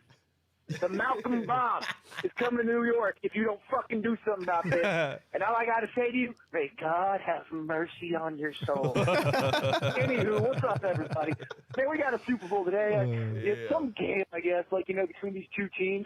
And, I got to say something. A lot like last year and a lot like 2013. Whenever anybody asks me this week, who do you think's going to win the Super Bowl? Who do you got? Blah, blah. I give them the same answer I gave for the Broncos-Seahawks Super Bowl. I say I hope both teams lose, and if I'm going to root for anything, I'm rooting for an earthquake, okay? Kermit the Frog can finally go back to the fucking ocean with that giant fucking walrus fuck that keeps whooping our ass every year. Real quick, I want to pause this right here before it moves forward. First of all, it's an awesome call, Pete. We love your phone calls. Hands down. Caller of the year, right? Yep. Yeah. Yep. Well deserved. Well deserved. You got that Nesty, Mr. Nesty time. Yep. We have to start calling him Mr. Nesty. Mr. Nasty Time. I think you just got your nickname, Pete. The Broncos Seahawks Super Bowl. Now, the Seahawks, they had moved on from our division, so I was firmly attached to the Seahawks in that Super Bowl. Yep. To whoop the Broncos' ass. Absolutely. And see 49er fan cry one more time. See 49er fan cry. Those are fucking facts, bro. I agree with your take, too. But again, like Jen said, I'm out here in the Bay Area, so that's where I was in the Super Bowl. I just wanted to say that. And you know what? To all my brethren and ladies and gentlemen out in the Bay Area, God bless you. I get it. you're Niners fans, but because of my loyalty to Al Davis, and because I just find Kyle Shanahan to be a giant douche canoe, I don't care. Oh, and yeah, by the way, if you want to ask, like, if I'm salty about the last battle of the day, yeah, I'm totally salty. Fuck y'all. Yeah, dude, I'm still mad. All right? Fuck off. I don't care. Also, I appreciate that. Just so you're clear, the three of us here on this panel, we were not rooting for the Chiefs. No. We were rooting for a better day at work on Monday. Yes. We were rooting for nobody. I said going into the game on the air, our last episode prior to the game, I just want it to be a good game. And if you were to put a gun in my head, I want to see the Niners lose a heartbreaker. I got everything I asked for. Everything. I got so much work done that day. It was very productive. Very Dude, productive it was Monday. so quiet in the office, man. People were sans Niners gear on the next day at work. Yeah. I'm out of tissues in the classroom. I had to put in a request. Anywho, aside from that, another Raider news, man. Look, this Tom Brady stuff, what I got to say about this, I think that we are being used as a pawn for him to get more money from, say, the Patriots or maybe someone else. Why? Because we have the cap space, and two, it's because it's a Las Vegas location, blah, blah, blah, John Gruden this. It's story time. Anytime you can include the Raiders in a story for something negative, the media is going to do it. But anywho, but when it's something cool, it's not going to happen. Number two, I'm not the biggest fan of it. It's just my feelings because we would have to draft someone at 12 or trade up to get someone else to learn under Brady. Then, I like it when quarterbacks, don't wear kimonos or make out with their son on camera. You know what I mean? Facts. It's just not my thing. I got reservations about a lot of other people, but keep that on silver and black, please. Anywho, man, draft coming up, all that good stuff. Yeah. We'll talk soon, and hope to see you guys on the 7th night. And I hope this game just sucks and everyone's disappointed. Love y'all. Oh, man. I feel kind of bad for owning a kimono, though. Dog. What? Silver and black. Oh, shit. Silver and black kimono, bro. I was going to say, this podcast just got extended by another hour. Shit, I need myself a fucking red kimono so I can go out there like fucking show enough and whoop some goddamn ass. You need to be shown up for Halloween. Bruce Leroy? Enough. It's got to happen, bro. I gotta add a little I gotta add some fucking hair up top like fucking LeBron James, bro. Give me a week. I gotta add some extra hair up top, bro. You need that sweatband, bro. That's what we'll do it for you. you could be shown up. I'll be Bruce Leroy. Bobby could be one of the Fortune Cookie Factory workers. Hey, I love fortune cookies. And one of our ladies could be, what's her name? It was about Barry Gordy's girl. It was fucking that's It wasn't. Lauren Charles on the movie. That's what her name is. Yeah. Lauren Charles. I forget her right? name. It was like Destiny or Misty. or No, some bullshit. her name was You had the album, didn't you, Chad? yeah. Hold on. I got the 12-inch single of it. This Willie is, Hutch. That was a fucking Princess girl, bro. Yeah, She was supposed to be in Purple Rain, she was hot garbage. but Really? she didn't. No, Yeah. she was. Vanity was fine, bro. Fuck yeah. No, her talent. Oh no, yeah, no. Talent was Acting wise garbage. was horrible, Yeah. but I mean, come on. Apollonia wasn't no fucking Oscar-winning actress either. Come on, bro. No, so Vanity was supposed to be in Purple Rain. Here's the story. Vanity was supposed to be in Purple Rain, but she refused to go topless in that lake scene. So Prince fired her ass and brought in Apollonia with her big old jugs ass. He And she said, get in that lake. He said, "I want your tits." And then he said, "Tits." why don't you, what is he? Why don't you purify yourselves in the waters of Lake Minnetonka? Yeah. The Vanity didn't want none of that purification. Oh, no. Hey, shout out to Damage Inc., Raider Nation Scotland. He said, by the way, feck those Oscars. They're crap. Give me a Nesty any day of the week. There we go. There you go. There we Right. go. Once Upon a Time in Hollywood gets a Nesty for movie of the year, in my opinion. There you go. That was a great movie. I don't care what you say about Bruce Lee. It was a parody. It was supposed to be funny. It was a great movie. It was a great movie. 561. Let's go to the 561. What's up, Kenny? What's up, Che? Happy good evening and happy good off season to all of my Raider Nation.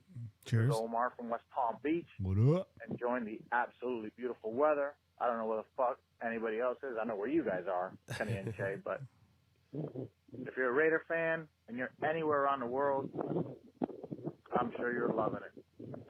Life is going to be weird for the next few months, but you know what? Fuck it. My man, Hart, he's going to play for us. Let's put all the fucking bullshit I can't get through that, man. It sounds like you're rustling around a little bit there.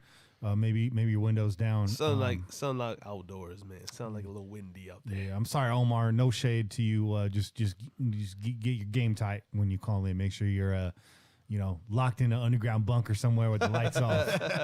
You know what I'm saying? Just like you have to stand like on that side of the yard where the wind isn't hitting, bro. Yeah, because it sounds like he outside like doing, like taking care of the yard and stuff. My man's man. getting work done for sure. Go, homie. Go into your doomsday fucking bunker. Yeah, you okay. Go do your doomsday bunker. That's some rich white people shit, dog. Lock the top. Hey man, there's a lot of you gotta watch preppers, bro. You gotta watch preppers. There's some crazy. Hey, they're all crazy, bro. Crazy comes in all colors, bro. Okay. Hey, shovel only costs. Yeah, you go into your fucking doomsday bunker, bro. Okay, where you got your goddamn army rations. Okay, you go sit down on that fucking couch. And you make a goddamn call into the Pillaging Podcast and make sure that shit's clear, okay? Yeah. You make sure that shit's clear. We want to hear everything you got to say. We do. We want to hear what you got to say, Omar. Call in again next week, and we'll get you on the air. I'm sorry, bro. I'm sorry. Much love. We do appreciate you calling in, though. My man was multitasking, so you know he's busy, dog. Hey, well, it's because I see I do that too, man. Fuck, I'll be out in the yard doing take care of housework or whatever the hell it is, and sometimes it's windy, man, and you gotta take a phone call or some shit. You know, It's true. We're gonna go to 408. This is the last call of the night. This comes from Juice, no doubt. It's a two-parter. I'm just gonna say this now because I don't know if Juice said it or not, and Juice knows the drill, and I'm not calling Juice out. I'm calling all of you out. If you get cut off and you got to call back, I've already told you keep it under 3 minutes. But if you have to call back. You don't have to reintroduce yourself. Yeah, no. You don't have to shout us out again. Just continue where you left off. Just pick it up. Yeah. Just pick it up. Just pick the ball up. We got you. We got it. Hey, I can see it's the same number. I can see that. I can put 2 and 2 together. Maybe y'all didn't know that, but now you know that. If you got to call back, just keep it moving. Just keep it moving. What's up, nation? It's Juice. The Pillaging Podcast consists of 4 members. Kenny, Kane, Che, and Bobby Wasabi. You goddamn right. A-E-I-O-U. And sometimes Y. Now, if you're between the ages of 41 and 47, you don't know that reference? What the fuck were you listening to? Fuck you. Anyway. That's a Tribe Called Quest reference, by the way, for those of you that don't know. Midnight Marauders, my favorite Tribe album. Juice, I love you for that, dog. That was awesome. That's fire, That was fucking awesome. I might have to just sample that, keep that in the bank. First off, I want to say to Che, our boy Che, he's one of the first people I thought of when I heard the shocking news of the Mamba's passing. I hope you're feeling better, brother. I hope you're getting it together, my man. Appreciate it. On to the Super Bowl. That stupid Super Bowl. Can't lie, it was actually a pretty good game. It was exciting. But for the Bay Area Raider fans, it was bittersweet either way. It was kind of a lose-lose situation for us. It definitely sucked to watch Mahomes and Fat Andy celebrating, but at least around here we didn't have to take shit for a while, so it was cool.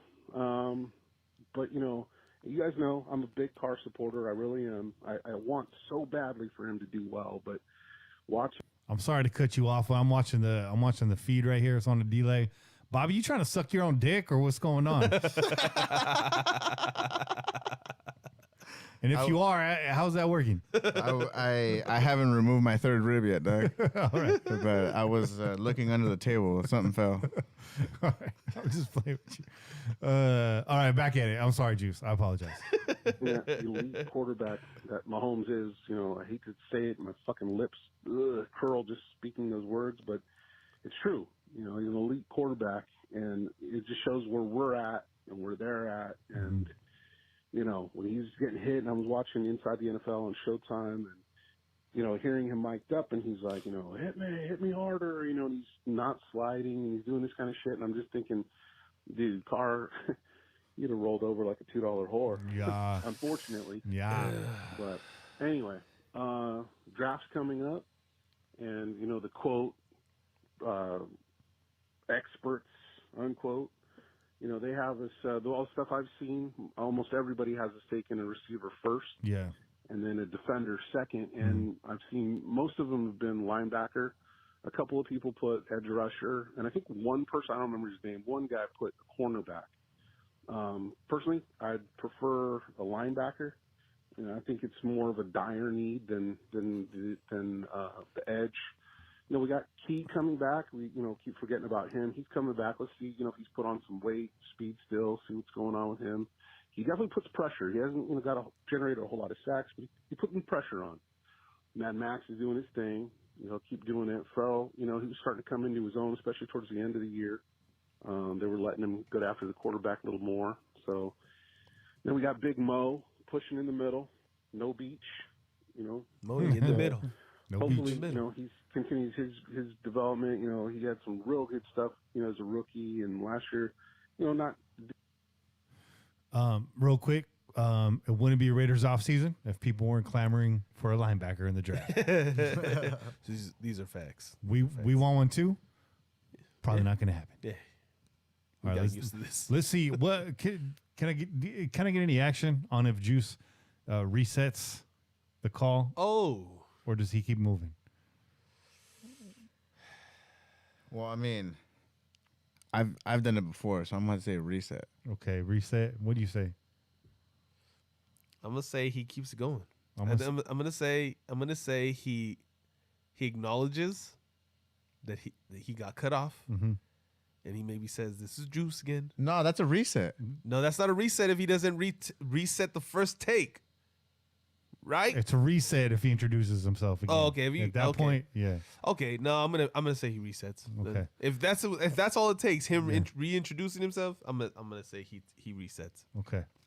I want to go against the grain here, but since nobody's kept it moving, I'm gonna have to say reset too. Okay, let's see. All right.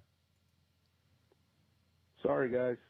It's Juice again. Gotta land the fucking plane. Sorry. Anyway, Nice. But he called himself out. That's what I'm saying. I thought that's Just for sure hopefully what he was linebacker. gonna do. Receiver and linebacker. That'd be cool. I'll try to wrap this up.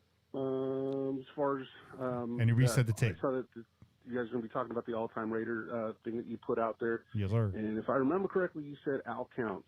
And if Al counts, it's Al hands down. There's no question. It's got to be Al. They're synonymous with one another. You think Raiders, you think Al. You think Al, you think Raiders. So, if you're going to let him into the race, then it's him. Nobody else. Anyway, thanks for the shout-out a couple weeks ago, guys. Made my day. Yeah. It's awesome being a part of this community with everybody. And I guess go Sin City Raiders. Peace. It's Go Raiders, dog. It always will be. Love the call, Juice, man. We miss you. We need to get you back up here in the nest. We're running out of seats up here, but you're always welcome to come chill, even if it's on the side. We dig it, man. It's the time to come right now too, because it's not freaking dripping sweat hot right now. Dog. Yeah. We will have AC. We'll probably be turning it off during the broadcast, but in between and leading up to, we're gonna cool this bitch down. Yeah, but if you guys want to come in here and sweat to the oldies like fucking Richard Simmons, Yeah. you're more than welcome to join A us. Bikram yoga session. Just saying. Hey. You get in this fucking Joe Rogan hot yoga class right before the Pillaging Podcast. Juice, man, great call. Yeah, this bracket's going to get interesting, man. I think, Al Davis, a lot of people are going to make an argument for him. A lot of folks will argue for Jim Otto. I would expect to see John Madden get deep into this, as well as Charles Woodson and Tim Brown. Those are the names that I see going real deep into this that are no-brainers to be lasting. But one of those could catch a tough matchup and catch an early exit. We don't know how this is going to flesh out.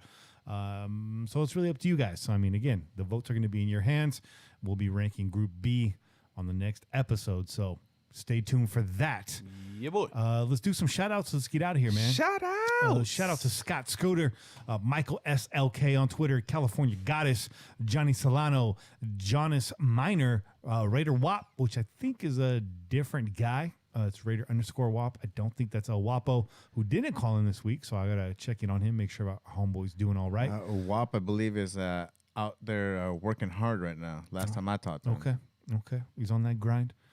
El Cachanilla II, Jose Gutierrez Cano, Silky Slim, Raider Mike 78. Yep. Shout out to Aiden. Shout out to Mike Mayock Jr., Slick Willie McMasters. Shout out to Hercules Raiders, Big Dick Randy.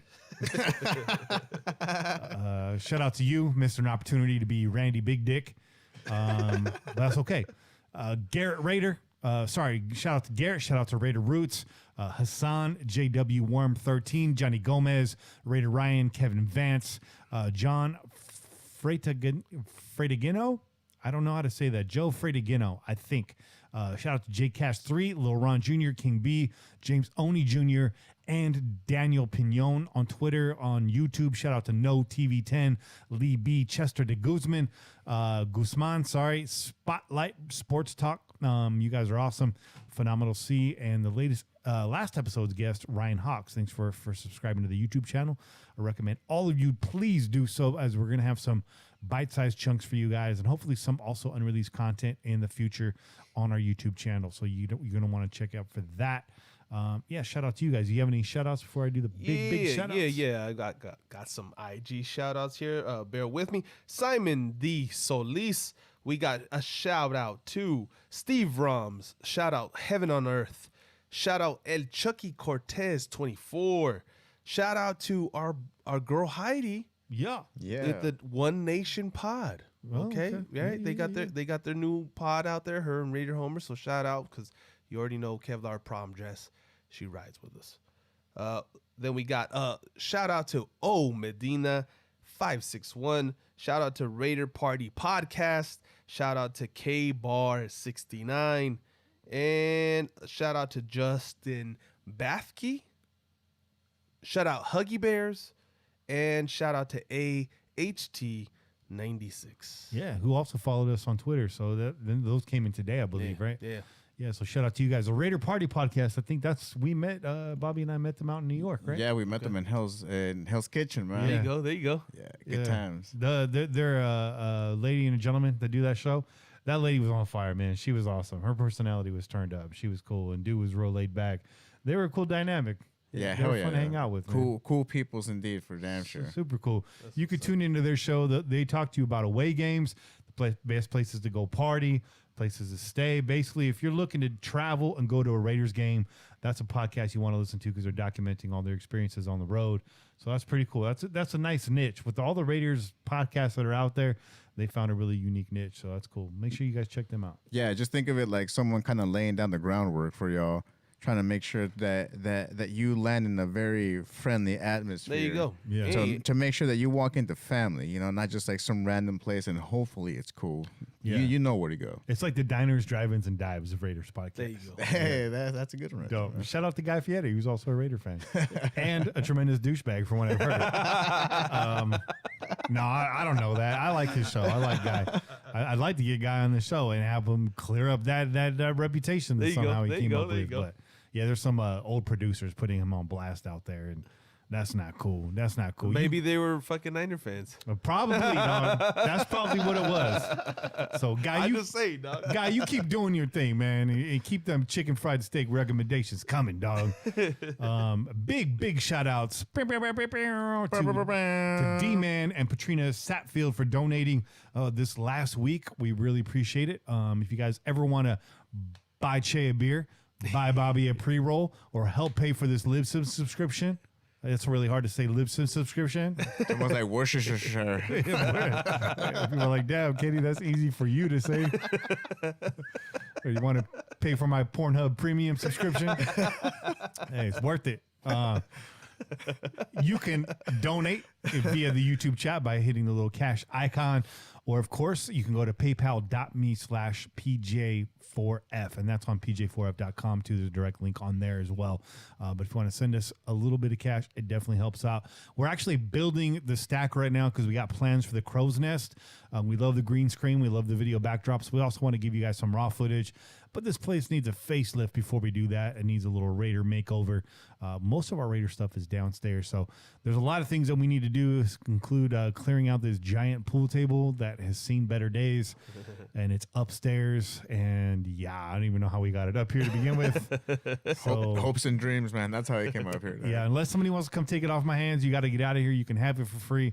Otherwise, it's going to cost me money to get rid of it. So we're gonna save up some money. We're gonna hopefully give this place a facelift by the start of next season. That's the plan.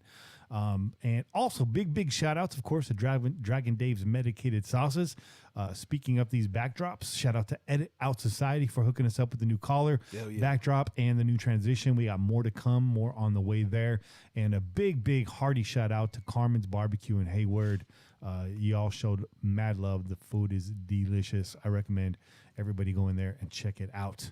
Indeed. Yeah. And I mean, if y'all want to try some Jamaican food as well, hit them up ahead of time because they definitely got you on lock and they'll hook you up. And it's definitely a family atmosphere. That's why it's called Carmen's Family Barbecue. And if Jamaican food's not your thing, this is a barbecue spot. Like, it will not taste foreign to you. But the sides and all the collard greens, we're smacking. I ate 3 cups of collard greens. Right. Oh that cornbread, bro.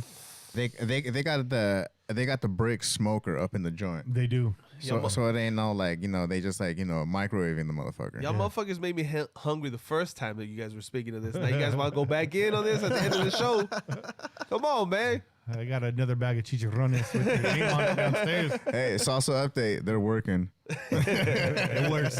It works. Oh, man. Anyways, that's it for this week's show. Tune in every week wherever podcasts are found. Call in.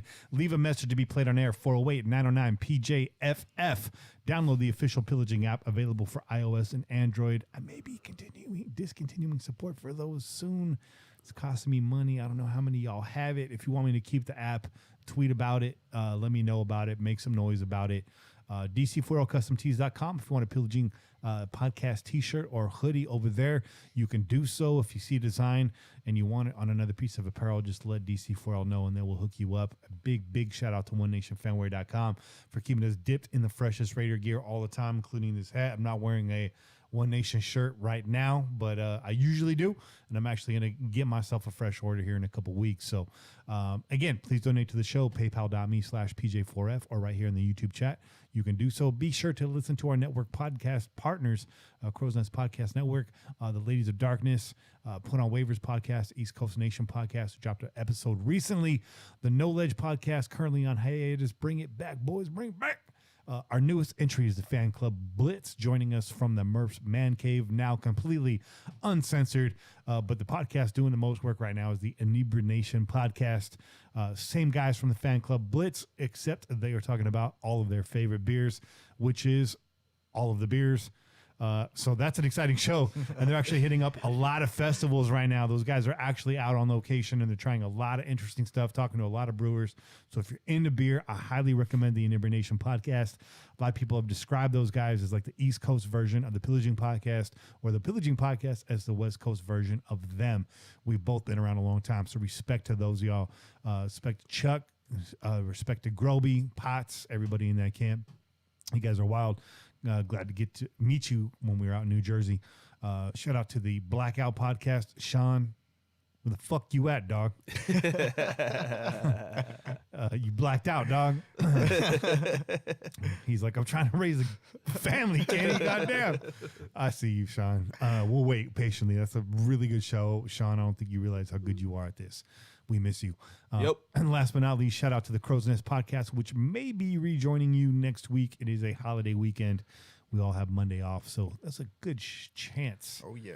That we get back in studio for that always gives us an opportunity to test the waters. It's that extra day, man. Yeah, man. Get to sleep Get a little late night fucking show. Get a little weird. Yeah, get real weird. It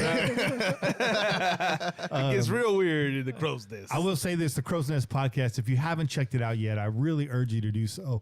I know not everybody that listens to this show enjoys all of the peripheral banter, all of the non-Raider banter, but I know a lot of you do. I know that's what brings a lot of you guys back.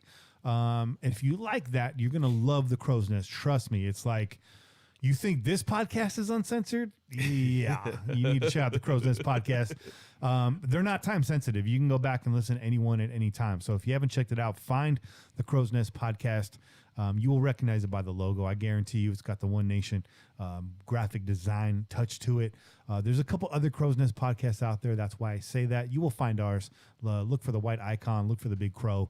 Look for the silver and black, most importantly. That's right. And check us out. Until then, keep the win in your sails and the rum in your mug, Pillage, Raider Nation, and pillage on.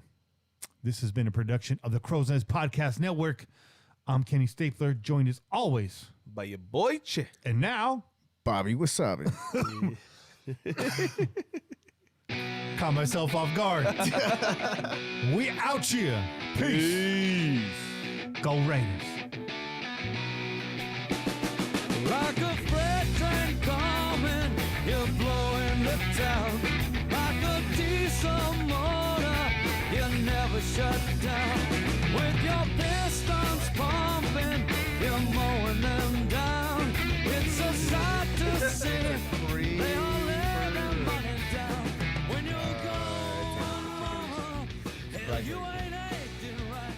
When you're gone, I can still see your eyes.